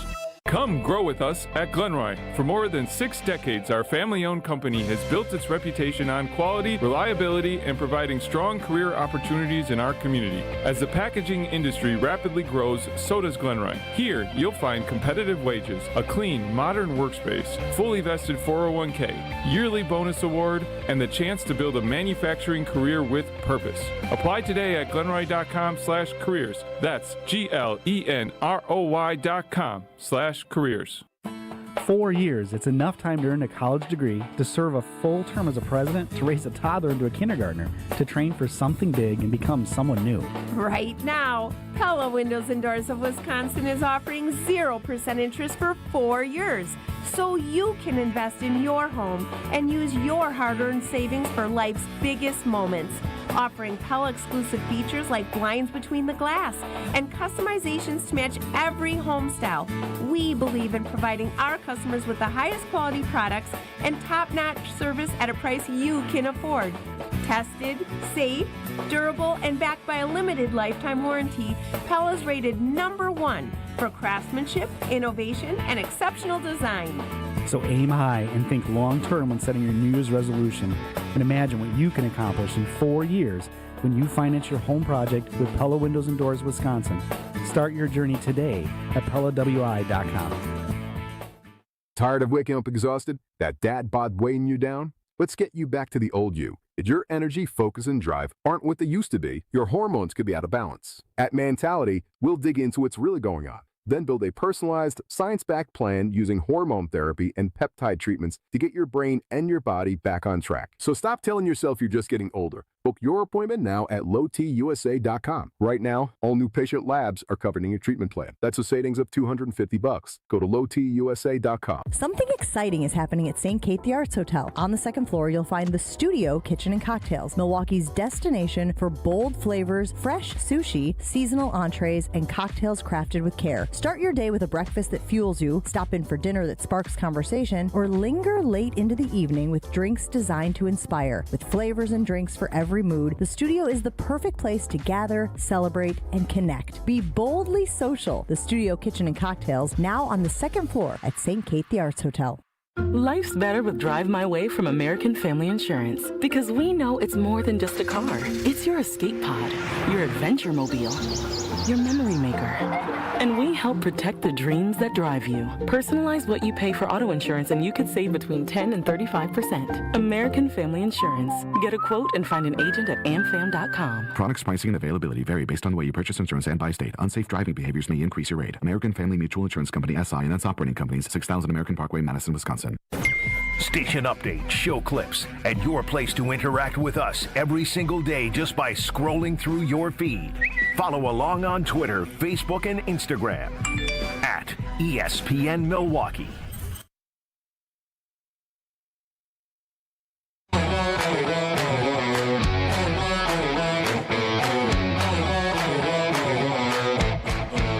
Sunday Karma coming up on ESPN Wisconsin and the ESPN Wisconsin app.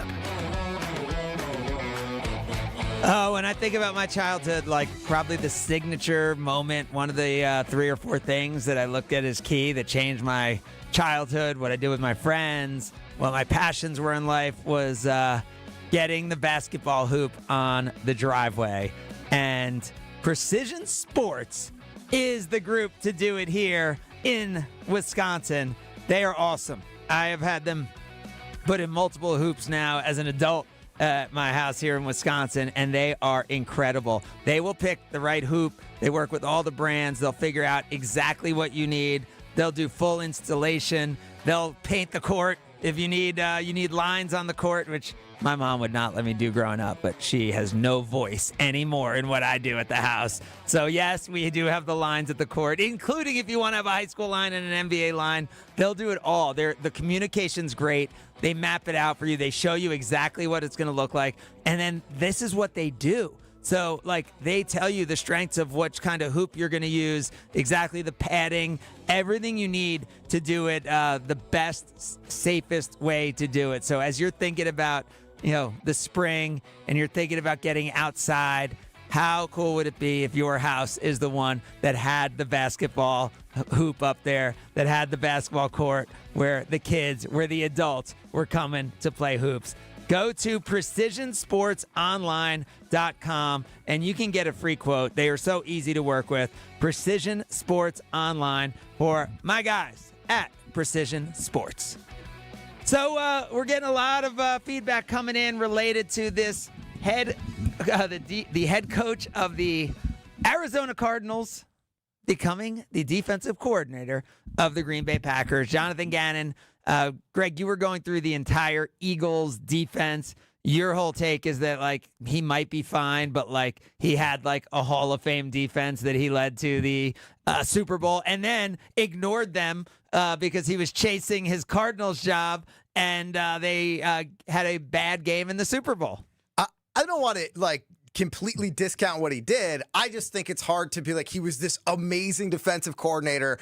He was not a very good head coach, but now he's going back to being a DC. And by the way, let's remember, if you're getting the Arizona Cardinals job, you're probably not one of the top 5 candidates for a head coaching job during that offseason, right? Probably. Right? If you're Ben Johnson in that spot, you're probably saying, now wait a year. But there was a tampering incident where he did end up taking that Cardinals job or getting interviewed and talking to the Cardinals before the Super Bowl occurred. Yeah, they liked him a lot. And the Philadelphia Eagles were incensed. I don't get it why it's tampering. I thought you're allowed to talk to people. There's able to and not able to. Yeah. They broke those rules. Thus the Eagles felt like he wasn't all in and getting them ready for the Super Bowl, and they ended up having some draft compensation going between the teams to ultimately settle it. But yeah, that defense where they ended up having a great year in 2022. The defensive line alone was Fletcher Cox, Jordan Davis, Brandon Graham, Javon Hargrave, Robert Quinn, Ndamukong Suh, Josh Sweat, Milton Williams. And Reggie White. I mean, the linebackers were TJ Edwards, Hassan Reddick had that amazing year. He gets credit for elevating good players.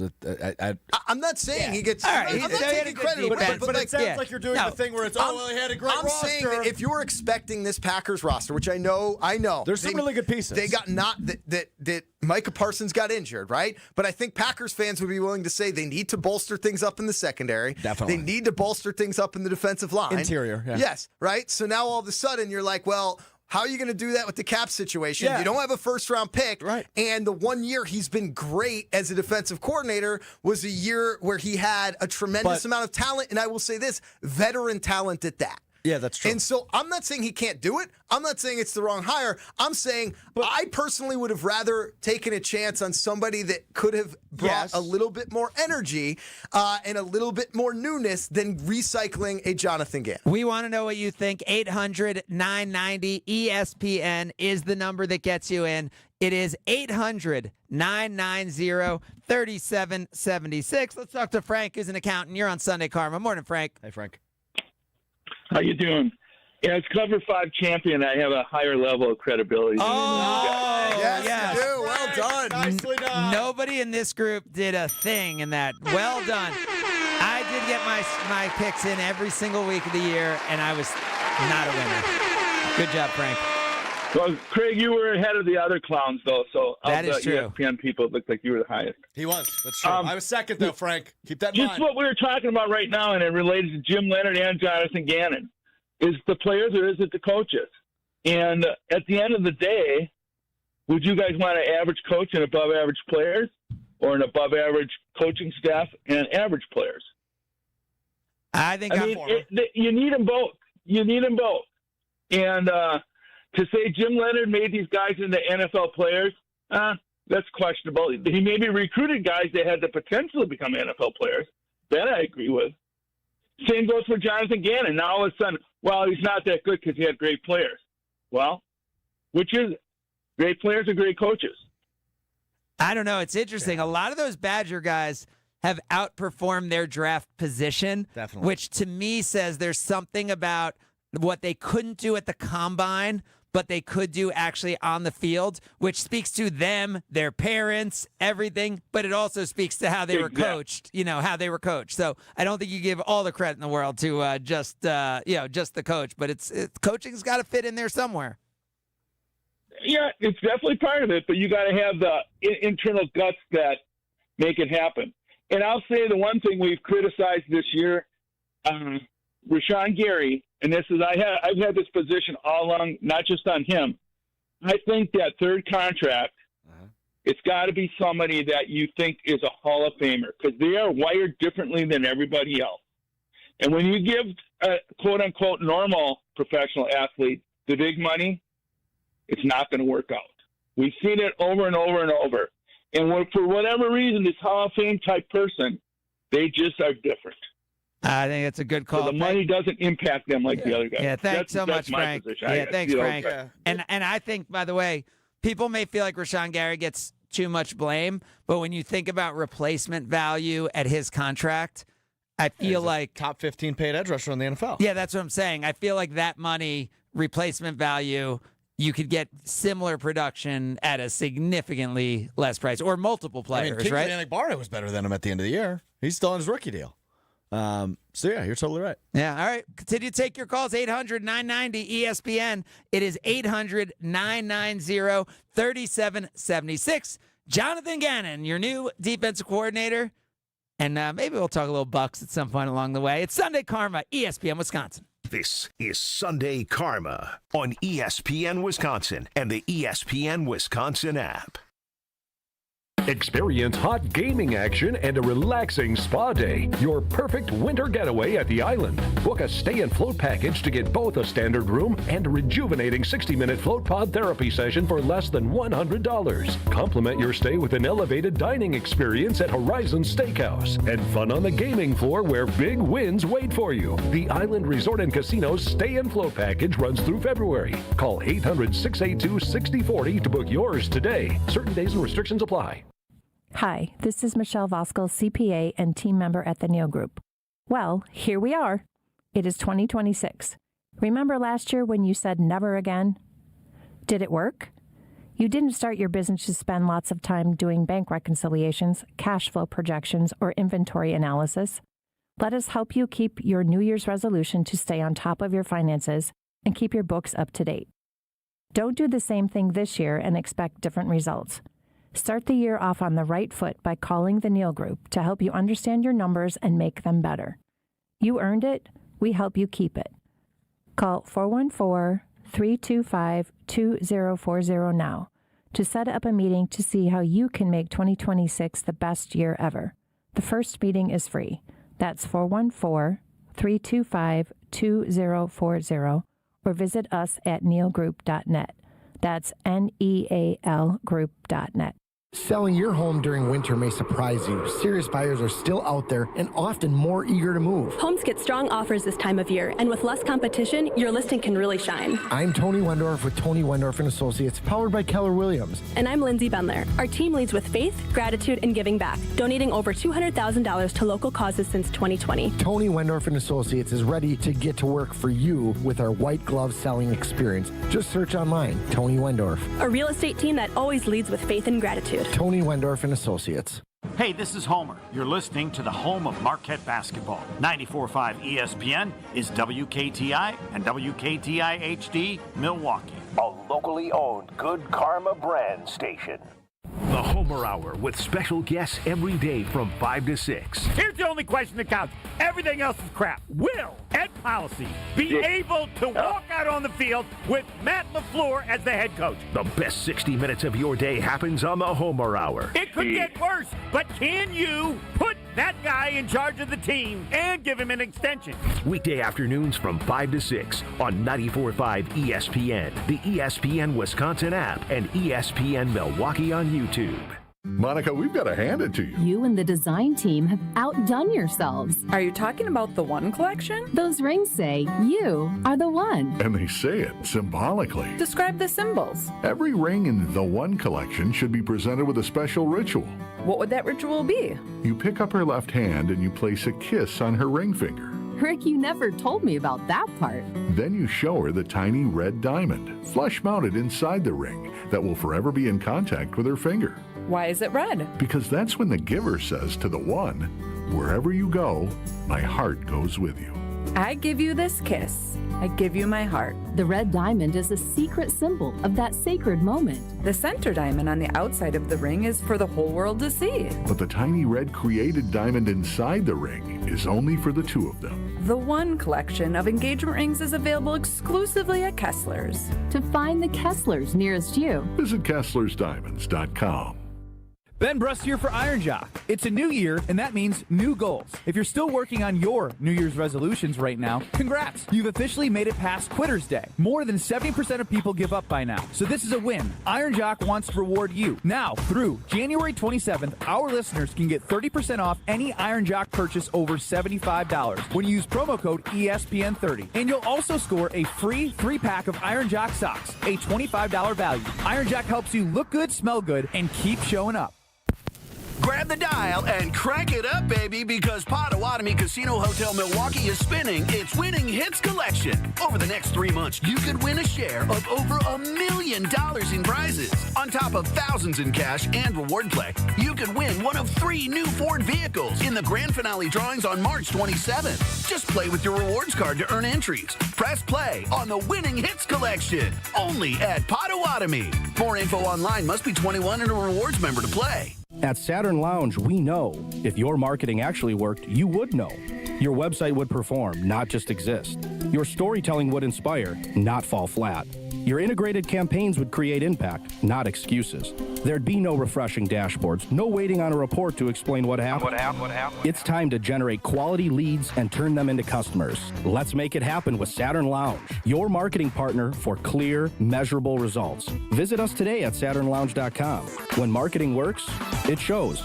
Something exciting is happening at St. Kate the Arts Hotel. On the second floor, you'll find the Studio Kitchen and Cocktails, Milwaukee's destination for bold flavors, fresh sushi, seasonal entrees, and cocktails crafted with care. Start your day with a breakfast that fuels you, stop in for dinner that sparks conversation, or linger late into the evening with drinks designed to inspire. With flavors and drinks for every mood, the Studio is the perfect place to gather, celebrate, and connect. Be boldly social. The Studio Kitchen and Cocktails, now on the second floor at St. Kate the Arts Hotel.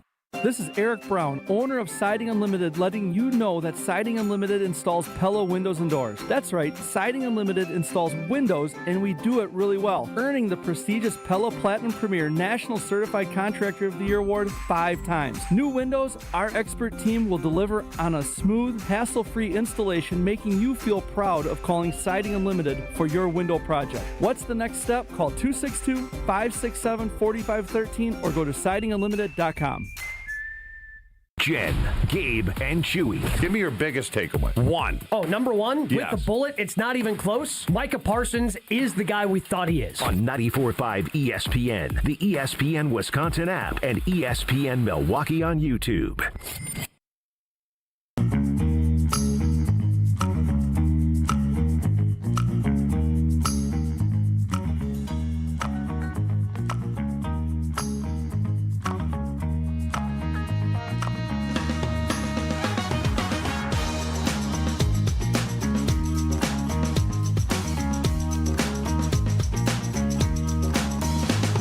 talk about it all the time. If you are ever injured or you're in a spot where you don't know what to do or a family member is around an injury, it's so awesome to have Gruber Law Offices with their local roots, their connectivity to the community, and their commitment to getting it done for their clients. It is fantastic. You see them out there, like, right? It's not just the ads, right? You see them giving out turkeys, with the Milwaukee Bucks. You see them, shopping for local kids and donating and getting toys for them. And those are a few that just come around this season. But it's incredible to have Gruber Law Offices, the family, the team, the law firm there for you. So if you're ever injured or a loved one's ever injured, remember, it is one call, that's all, with Gruber Law Offices. So, Kyle, I don't think we can get through 2 hours without, by the way, we might get through 2 hours without mentioning the NFC and AFC championship, which is a little crazy. But there is so much going on right now. I think. Boy, do you know? I mean, we've been talking about the Packers hire, but Freddie Peralta got traded this week also. Yeah, and the thing is, Freddie Peralta got traded. I'm not even I'm not sad about it. It's like, this is just the way of the world. Oh, I think sad is the way to be. I think it's like oh, don't man, be mad at. I think you could not be mad at it, but you could be sad about it. Yeah, maybe that's it. Like you just kind of knew it was coming. They have basically made us grow accustomed to hey, we're gonna have these great players, and eventually they're gonna cost us too much, and they're gonna move on. I didn't think this one was coming. Like I was like, all right, this is kind of the Willie Adamas. He's on a cheap contract. He's going to be here this year and all that. I was kind of ready for that. And then once it happened, I was like, yeah, of course it was going to happen. It was like one of those where you're not shocked, even though I wasn't necessarily expecting it to happen. Yeah, no, I was. It was just too hot of a market for Freddie Peralta. I mean, it really was. You got too many people who are interested in pitchers. He's very, very, very inexpensive for a team that's willing to pay. Eventually, he'll get paid $25 to $30 million a year. Yeah, but only $8 this year. Only $8 million this year. Yeah, I know. That's why it makes him extremely affordable. And he was a frontline pitcher for the Brewers. He's a great number 2 for a really good team. The thing that frustrates me is I understand as a Brewers fan that this is the business model they follow. Right? It's the get compensation, get the prospects, have the best farm system in baseball. But there's never an urgency. Well, it works, right? It's okay. So Shopee, how about this? It's let's a winning say model, but let's it's never say they all in. Okay, and that's what. So let's say if they went all in, there'd be a 5% chance to win the World Series. Right. Okay? And let's say instead there's a 3% chance. But if they went all in, then next year it'd be a 1% chance. Would you rather have 3% every year, or would you rather have 5 or 6% chance one year? Because I think that's what you're looking at, right? Like, it's not like, if they went all in, they wouldn't be like 25% chance. Right, to win the World Series. Their version of all in would never equal what the Dodgers do, right? And that's but I'm saying the Mets go all in every year. That's true. The Phillies go in all in every year. Like, there's a lot of teams going all in, not just the Dodgers. So I don't think you could say if they did this, it would all of a sudden give them a 10% or 15% chance. But so that's what I'm saying. I think what the Brewers have proven in Major League Baseball, right? And they were there because they traded Devin Williams, and because they traded Corbin Burns, and because they were there not because of going all in for last year, because they have proven this works. You're right. And that's the thing that gives me hope, but it won't be until 2030 when these guys are in the final years of their rookie deals? But the guys in those other trades I mentioned are already having the impact and make it so that you're like, oh, wait, this guy's an awesome middle infielder. I don't even know where he could play because we already have guys who can play those positions, right? Like, that's the beauty of how the Brewers are doing it.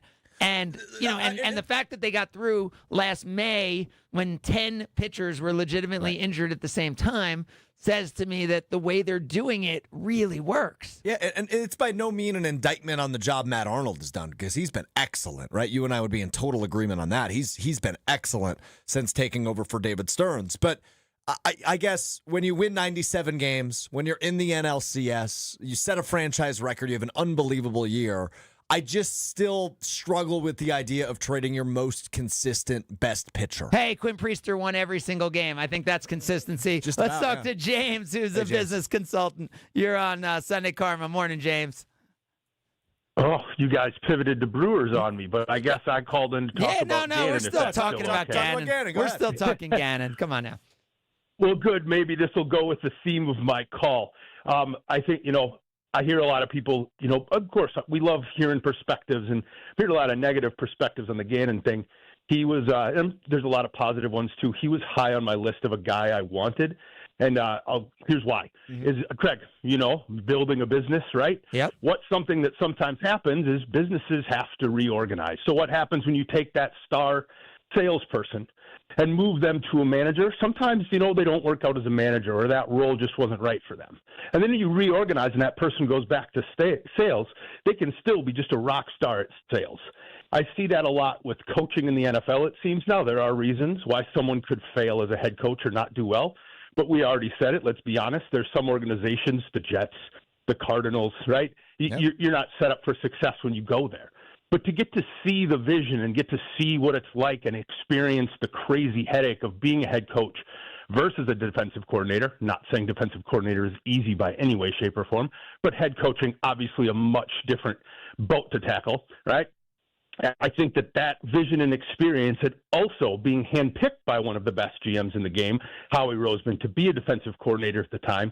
I think that Gannon's got all of this lined up really well, that him taking a step back and becoming a defensive coordinator is the perfect spot for us to be in, and I think that the Packers capitalized on a great opportunity. So rather than being, and I love Scalzo, rather than being the safe hire, I think that this was an opportunity in a coaching cycle like we've never seen. There's never been so many good coaches available. What's your take on that idea? I like that. I think the question is, and do you know that he was Roseman's hire versus the Sirianni hire there? Because that to me would actually matter there. I don't have the facts, but that was actually Roseman was in. I know Roseman was more involved in the Fangio and the Kellen Moore hiring, right? But I think that Roseman being part of the organization, I'm sure that he has some. I guess I just. And by the way, knowing that organization, James, I would actually think that is more of a Roseman, hire. Yeah. So I love that point. Thanks, James. I appreciate that perspective, James. I think that's a really good point. And your hope is this guy is a better coordinator than he was a head coach. But I'll go back to the point I've made. Well, not even that. That he was a good coordinator, and it wasn't just a bunch of talent that Philly happened to have. Yeah, the second year he was there, because as we said, he had one below average year where he had improved the defense, and one, really, on the verge of dominating year. Let's see what he's made of, right? Because he just got looked in the eye 2 weeks ago or 3 weeks ago when he got fired and was told you're not good enough. So he's coming to a defense that should probably be better than they've been each of the last years under Jeff Hafley, but obviously injuries play a role in that. But you've got a bunch of young, up-and-coming talent that's unproven, right? Think of the Evan Williams, think of the Edgerrin Coopers, think of the Tyron Hoppers. That's going to be a starting linebacker for you next year. And obviously the ultimate star of that defense is Micah Parsons, who's still in his prime. So can he come in with a chip on his shoulder and elevate this defense to championship level? That's ultimately the question as you're in the middle of this all-in era. But I like the idea of a guy that's failed as a head coach, been successful as a coordinator, still called a pretty decent defense in Arizona, despite how bad they were. So we'll see. I don't know. I think Micah Parsons is so good. I think he is so field tilting. I think he makes defensive backs so much better. Well, right. I think he makes coordinators so much better. But to your point, that's why we didn't see how bad the cornerback position was until he went down. Exactly. Right? I don't that think hole was not exploited until late in the season. Kyle talked about the injuries that happened in Denver earlier, right? And how things turned on a dime there. I mean, the Packers season, and I know, you just can't say injuries don't matter, right? Like Giannis and Dame Lillard both get hurt and are unavailable for that Pacers series. Like, that matters. Dame getting hurt the second time, maybe not as much, but, injuries matter. And Micah Parsons is an NBA-like impact player on the field the way very few people are, especially on the defensive side, right? Like, we're going to see Stidham play today for the Patriots. I could argue because of how good they tend to be at coaching their backups, the Peyton system, right? We've seen him put a guy who plays tight end when he was with the Saints, right? Taysom Hill. What did he go 7-2 as the starting Something quarterback. like that, I mean, anytime Peyton's had to do it, he's done it. Like, you could argue that the Packers' injury with Parsons was a more impactful injury to the defense than some teams' quarterback would be. Because you have so much control with the quarterback position where on the offense you can tailor the play calling and what you do. Look how good LaFleur did, right? The quarterback, where defenses, they can pick on guys. It's easier to pick on guys when you see that Micah Parsons is out. You don't have to worry about somebody just being extremely disruptive. That means you're going to have a little bit more time to pass the ball. That means your quarterback, when they scramble, they ain't got to worry about turning and looking over their shoulder like Jaden Daniels did, looking for Micah Parsons, hunting him down. And so, yes, quarterbacks are quintessential to success. I'm saying Malik Willis is the hot quarterback, right? Matt LaFleur. Yes. I'm not saying it's just because of LaFleur. Malik Willis deserves a lot of credit, but obviously, like, this year, as you could argue that Micah Parsons being out affected the defense more than Jordan Love being out affected the offense. You saw the pass rush go down. You saw teams be able to score more points. You saw the drop off when you lose a guy that is So my point is, you give Jonathan Gannon, if we think is a credible defensive coordinator, which he's proven to be, a LT-like figure in Micah Parsons, assuming he's back and healthy and everything. I think I don't think we're going to be talking at the end of last year that the Jonathan Gannon hire was the reason the Packers didn't achieve what was expected of them. Well, more as we continue. It's Sunday Karma, ESPN Wisconsin. This is Sunday Karma on ESPN Wisconsin and the ESPN Wisconsin app. Fisco is always there for your auto body care. When accidents happen, Fisco Auto Body on Forest Home in Franklin is there when you need them. Got a broken mirror? They'll take care of it. Dented bumper? Scratch paint? Fisco Auto Body will take care of it. If there's any damage you need fixed, Fisco has you covered. Their expert workmanship is guaranteed for the life of your vehicle. So stop in for all of your auto bumps and dings. Once again, you know the line. That's Fisco.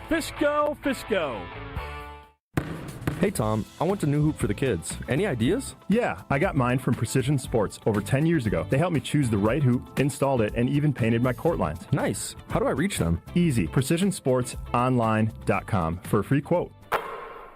When winter hits Wisconsin hard, Safe Plow hits back. Founded by two locals who know winter inside and out, Safe Plow delivers no-tolerance snow removal, meaning they're on it before, during, and after every storm for hospitals, retail centers, and all businesses that can't afford downtime. From small driveways to massive parking lots, Safe Plow's dedicated team keeps your property clear, safe, and accessible, prioritizing handicap ramps and disabled parking every time. At Safe Plow, they handle the blizzard, you handle your business. Serving Madison, Milwaukee, and all of southeastern Wisconsin. Book now at safeplow.com. Gruber Law Offices. One call, that's all. They treated me like family. They're actually people that you can depend on. They made me feel seen. They really treated me like I was a part of their family, a part of their team. They ask how you're doing, how you're feeling. They're just so welcoming and so sweet and kind. It's like family. Caring about another member of the family. If you've been injured, it costs you nothing to see if Gruber Law Offices can help. Hi, this is John Neal, CPA, best-selling author and founder of the Neal Group. Well, here we are. It's 2026. Remember last year when you said never again? Did it work? You didn't start your business to spend so much time doing bank reconciliations, cash flow projections, or inventory analysis. Let us help you keep your New Year resolution to stay on top of your finances and keep your books up to date. Don't do the same thing this year and expect different results. Start the year off on the right foot by calling the Neal Group to help you understand your numbers and make them better. You earned it. We help you keep it. Call 414-325-2040 now to set up a meeting to see how you can make 2026 the best year ever. The first meeting is free. That's 414-325-2040 or visit us at nealgroup.net. That's NEAL group.net. Dinner chaos? Not tonight. Not when you got Screamin' Sicilian Detroit-style pizza on the table. It's got a thick and airy crust, that crispy, caramelized edge, tons of toppings baked into perfection right in its own pan. Available in cheese. You got the pepperoni, the multi-meat. Supreme is fantastic, all delicious. Every bite brings a little peace and harmony to the table. It's Screamin' Sicilian Detroit-style. Dinner drama Diffused. Find it in your local grocer's freezer section. Wisconsin Indoor Golf Center is teeing off the new year with another can't-miss tournament and 1,000 in cash prizes up for grabs. Hey, ESPN Milwaukee, this is Gary Ellison, inviting you to a two-man scramble at the legendary Kapalua Plantation course, all played on Wisconsin Indoor Golf Center state-of-the-art simulators. Sign up now at wisconsinindoorgolfcenter.com. It's just $120 per team, and you must get your round in by January 31st. Your chance to take on Kapalua Plantation course starts today. If only life had a remote control, you could pause or rewind. Well, life doesn't always give you time to change the outcome, but prediabetes does. Take the 1-minute risk test today at doihaveprediabetes.org. Brought to you by the Ad Council and its prediabetes awareness partners. Whether it's breaking Packers news, breaking Bucks news, or breaking Brewers news, we are Milwaukee's place for the biggest sports stories right when they happen on 94.5 ESPN and the ESPN Wisconsin app.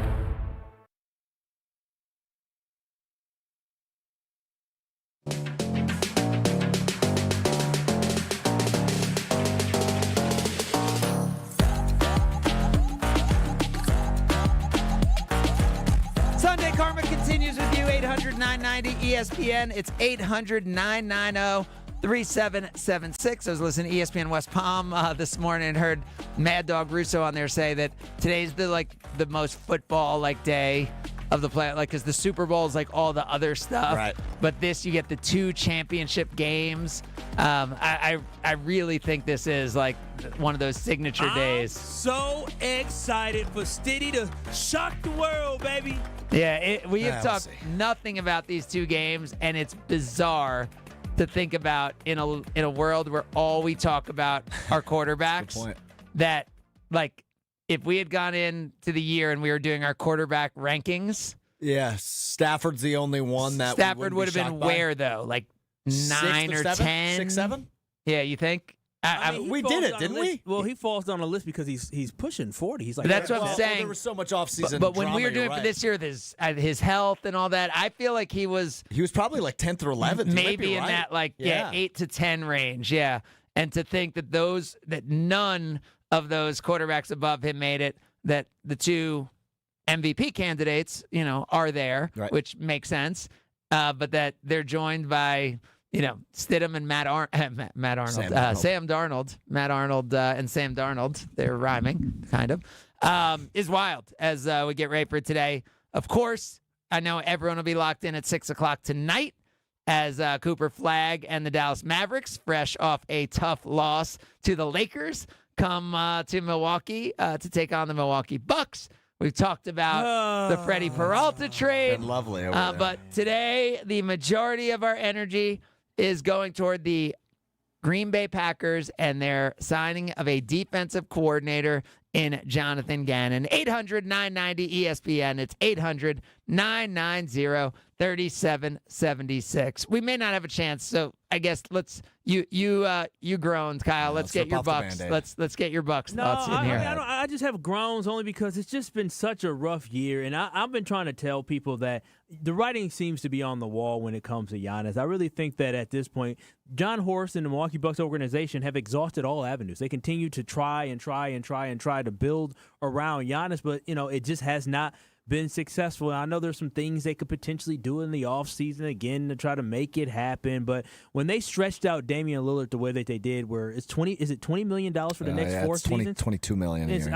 That means you're doing everything. You're looking for every trick to try to build a roster around Giannis, and it just didn't work. And you know what? Change is okay. I don't want folks, if Giannis ends up getting traded, you can be upset and mad about it. But at the end of the day, our organization found Giannis, was able to grow him, was able to build a team around him and bring a title to Milwaukee for the first time in 50 years. Yeah, Nothing lasts forever. So again, I'm not ready. I'm not ready to end this era yet. It's not going to end. Well, the era of the first act of Giannis is over, and the second act of Giannis is just been. Don't you think I don't know if this is the second act or the third act, right? I guess it's the third act. The first act was he coming up and the team was bad, and then Jabari and all that.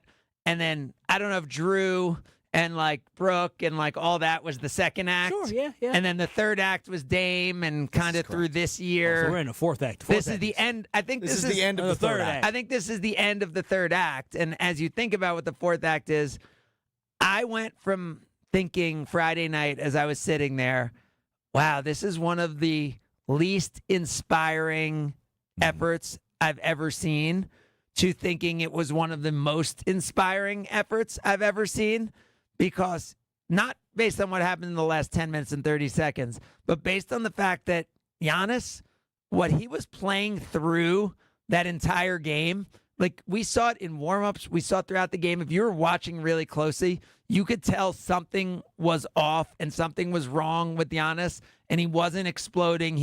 But he also was refusing to leave the court because he cared that much.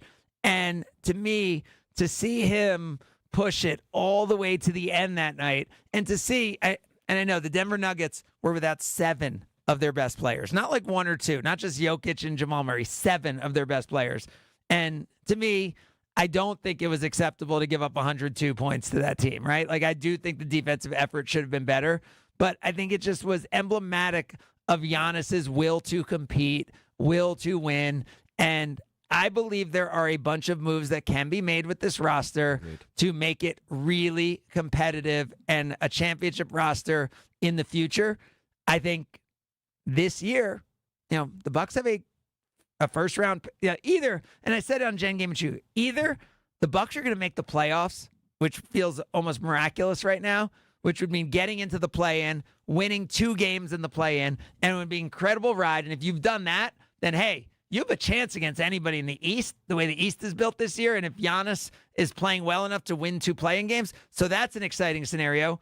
The other scenario is you're actually in the lottery, because even though they have the worst of the 2 picks between our pick and the Pelicans pick, which the Hawks will get the better of those 2 picks, then there's a chance to add a really good player, the type of player that we haven't had the opportunity to add through the draft in a really long time. So to me, we can look at how bad all this is, or we can look at the way this season's going to end is a positive either way. Either it's going to end with a lottery opportunity, or it's going to end with a miraculous run to the postseason. So what you're saying is, because it's so hard to read all this stuff. So basically, the Hawks get the better of the 2 picks between the Pelicans and the Bucks. Yes. Right. And so if the Pelicans end up so the Pelicans have no reason to tank. So because they don't even get the pick. So they're going to play really hard. Yeah. So let's say right now they're the 2nd worst team in the league. Maybe they finish as the 5th worst team in the league. So we still have a chance to get our first round pick. So we will likely keep our first round pick unless somehow our first round pick jumps the Pelicans pick, and then we'd get the Pelicans pick. Got it. So we get a pick regardless. We get the pick no matter what. Yeah. Oh, I thought, because they have a chance to swap. This was a swap. Yes, it's a swap. So we have if the Bucks don't make the playoffs, then we are guaranteed a lottery pick this year. Got it.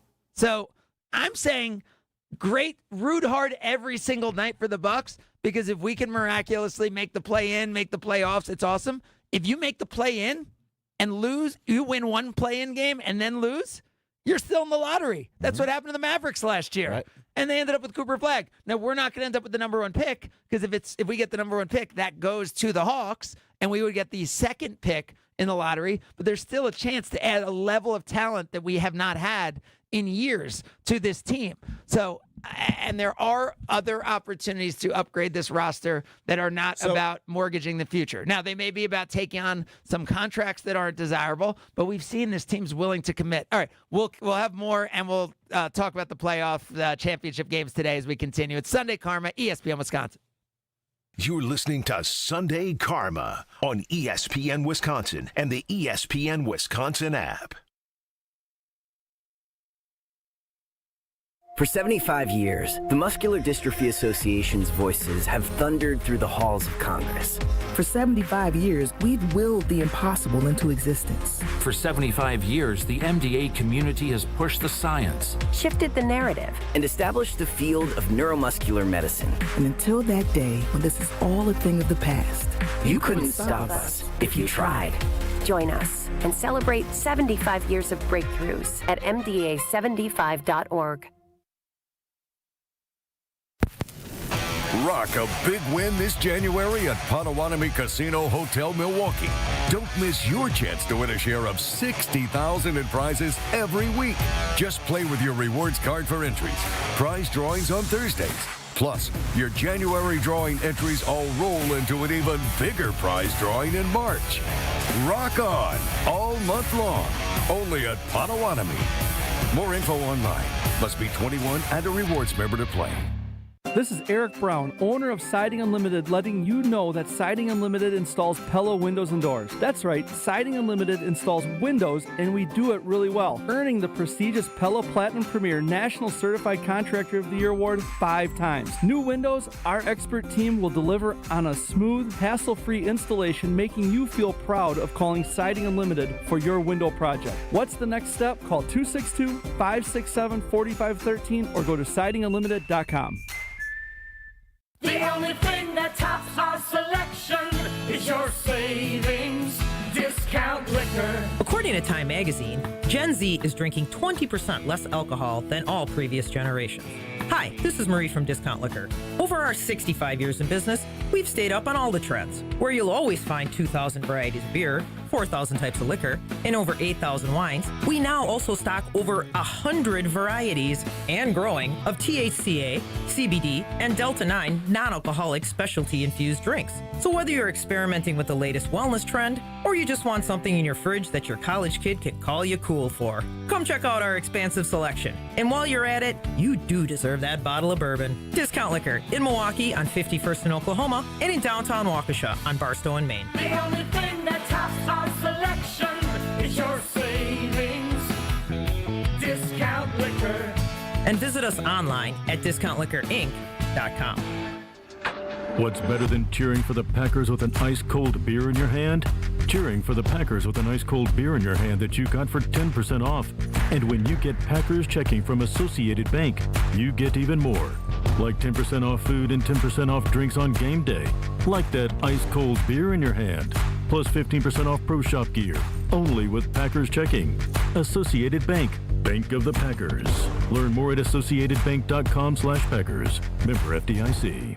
Looking up at the Marquette banners, brought to you by Saganiac Planning. Number 15 retired in honor of Butch Lee. He finished in 78, and the number retired the next season. It's hard to believe that any player could ever equal what Butch Lee did at Marquette. Part of the national championship team in 77, and the Final Four MVP, and the next season, the consensus National Player of the Year. So much success, it's not necessary to bring up any statistics. Number 15, Butch Lee, did everything. Running a business means taking care of your team and your bottom line. For over 50 years, Saganiac Planning has helped small businesses build smarter, more affordable medical and employee benefit plans. From health insurance to customized coverage options, our experts make it simple to protect your people and your future. Saganiac Planning, your partner in planning confidence. Visit SaganiacPlanning.com or call John Saganiac Jr. today to get started. 262-783-6161.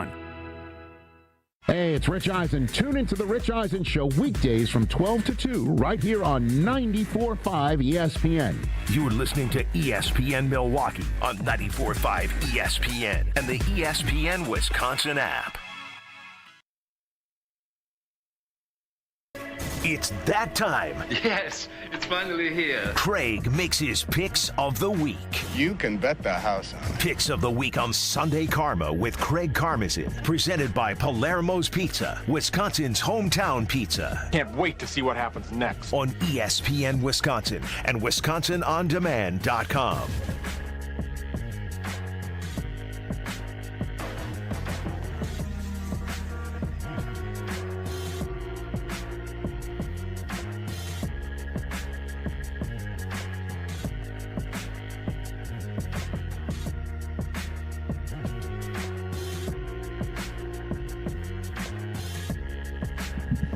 Oh, it is. It is Palermo's Sunday. That is the official name. Palermo's has signed with the NFL. It's Super Bowl Sunday, but the championship week is officially Palermo's Sunday because you are going to eat a pizza while you watch football today. And Woodman's has the deals you've been waiting for right now. Grab Screamin' Sicilian Pizzas, part part of the Palermo's family. That's original thin and crispy or tavern style for just $5.99 a piece for Screaming Sicilian. Feels like stealing. Yeah. I just got a barbecue chicken Sicilian, Screaming Sicilian one. Ooh, I'm going to pop that in when I get home. I love that. Stock up now at Woodman's. This deal's only at Woodman's for $5.99. More toppings, more to love. That's amore with Screaming Sicilian pizza. You got to put a little Woodman's. Italian. Yeah, give me more. That's amore. Give me I mean, you're the voice of, of Surfer Boy Pizza. Of Italian Americans? Yeah, Surfer Boy Pizza. Yeah, it's totally radical, bro. Yeah. Hold on, bro, chachos. Deportes. Who do we think gets it done today in the championship games, McCarthy? Greg, I know it's been a really rough few years for your New England Patriots, but welcome back to the Super Bowl. I've got the Patriots over the Broncos in a slot fest, and I'm really struggling with the NFC game. I think Seattle wins at home. That's a tough place to play. Los Angeles has just been inconsistent. I think that defense is prone to give up some big plays. I've got Seattle, New England, 2 weeks from today. Kyle Wallace. Yeah, so on the NFC side, I just think Sam Darnold chokes up today, and I think the L.A. Rams with Puka Nacua, Devontae Adams, Kyron Williams, a very good defense. I think we look at what happened in Seattle last week, and we're thinking, they're a juggernaut. Well, when Seattle and L.A. played in this regular season, it was two very, very close matchups in games, and right now I do think the Rams find a way behind Matthew Stafford and a team that's been there before, as they will represent the NFC in the Super Bowl. Shout out to Devontae Adams. And on the other side, I wonder who you're going to pick. Yeah. Bo Nix went down, but never, ever count out Sean Payton. Jarrett Stidham is ready. He's one of the best backups in the NFL, and I'm telling y'all, he's one of the best backups in the NFL according to what exactly? According to people around the league, he is a well-respected second-string guy. He played well in preseason. I'm telling y'all, Sean Payton is going to have him ready to go. Best in the league. And the defense is going to get after Drake May. He's going to have some turnovers, and they're going to shock the world. We going to the bowl, baby. We? Broncos. Over I don't the know. Patriots. Shocking Greg, the world as a 3.5 point dog isn't hey, shocking. when they opened as a 6.5 point, it's 6.5. Like, look, I actually still think the Broncos cover. And Greg, you were at the Patriots game last week. I told you there's something about Drake May being a little loose with the ball, and it showed up again last week. And I don't even know. You could blame Drake May. That offensive line for New England is bad. They've been bad. What Drake May's been able to do with a lack of talent around him should win him an MVP. It won't, but it should. I think that the Patriots win but don't cover. I think it's going to be that close. I think it is going to be that difficult for them in Denver. Low scoring? I think it's going to be low scoring. I like the unders in both matchups. And I will take the Seahawks on the NFC side. They're just a really good all-around team, and as talented as some of those names you listed off is, and even the defense for the Rams, they just never felt like they lived up to their potential. Even that Carolina game on the road, they didn't play very well. Craig's got Rams Patriots? I have Rams Patriots. I do also like the Broncos. What a surprise. Your favorite people. I like the Broncos to cover today as well. I think the Seahawks offense is very limited. I just think JSN, if you shade toward JSN, I just think their offense is limited. So if the Rams don't give up any big special teams plays, if Matt Stafford doesn't have the big turnovers. Kenneth Walker's pretty legit. Those are both big ifs.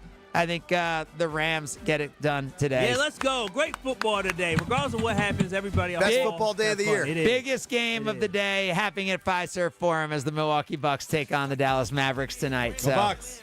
Only opportunity this year to see Cooper Flag in Milwaukee. Stay healthy, stay together, survive today, thrive tomorrow. Don't settle. You have been listening to Sunday Karma on ESPN Wisconsin. Kyle, send us out. Peace. This is ESPN Wisconsin.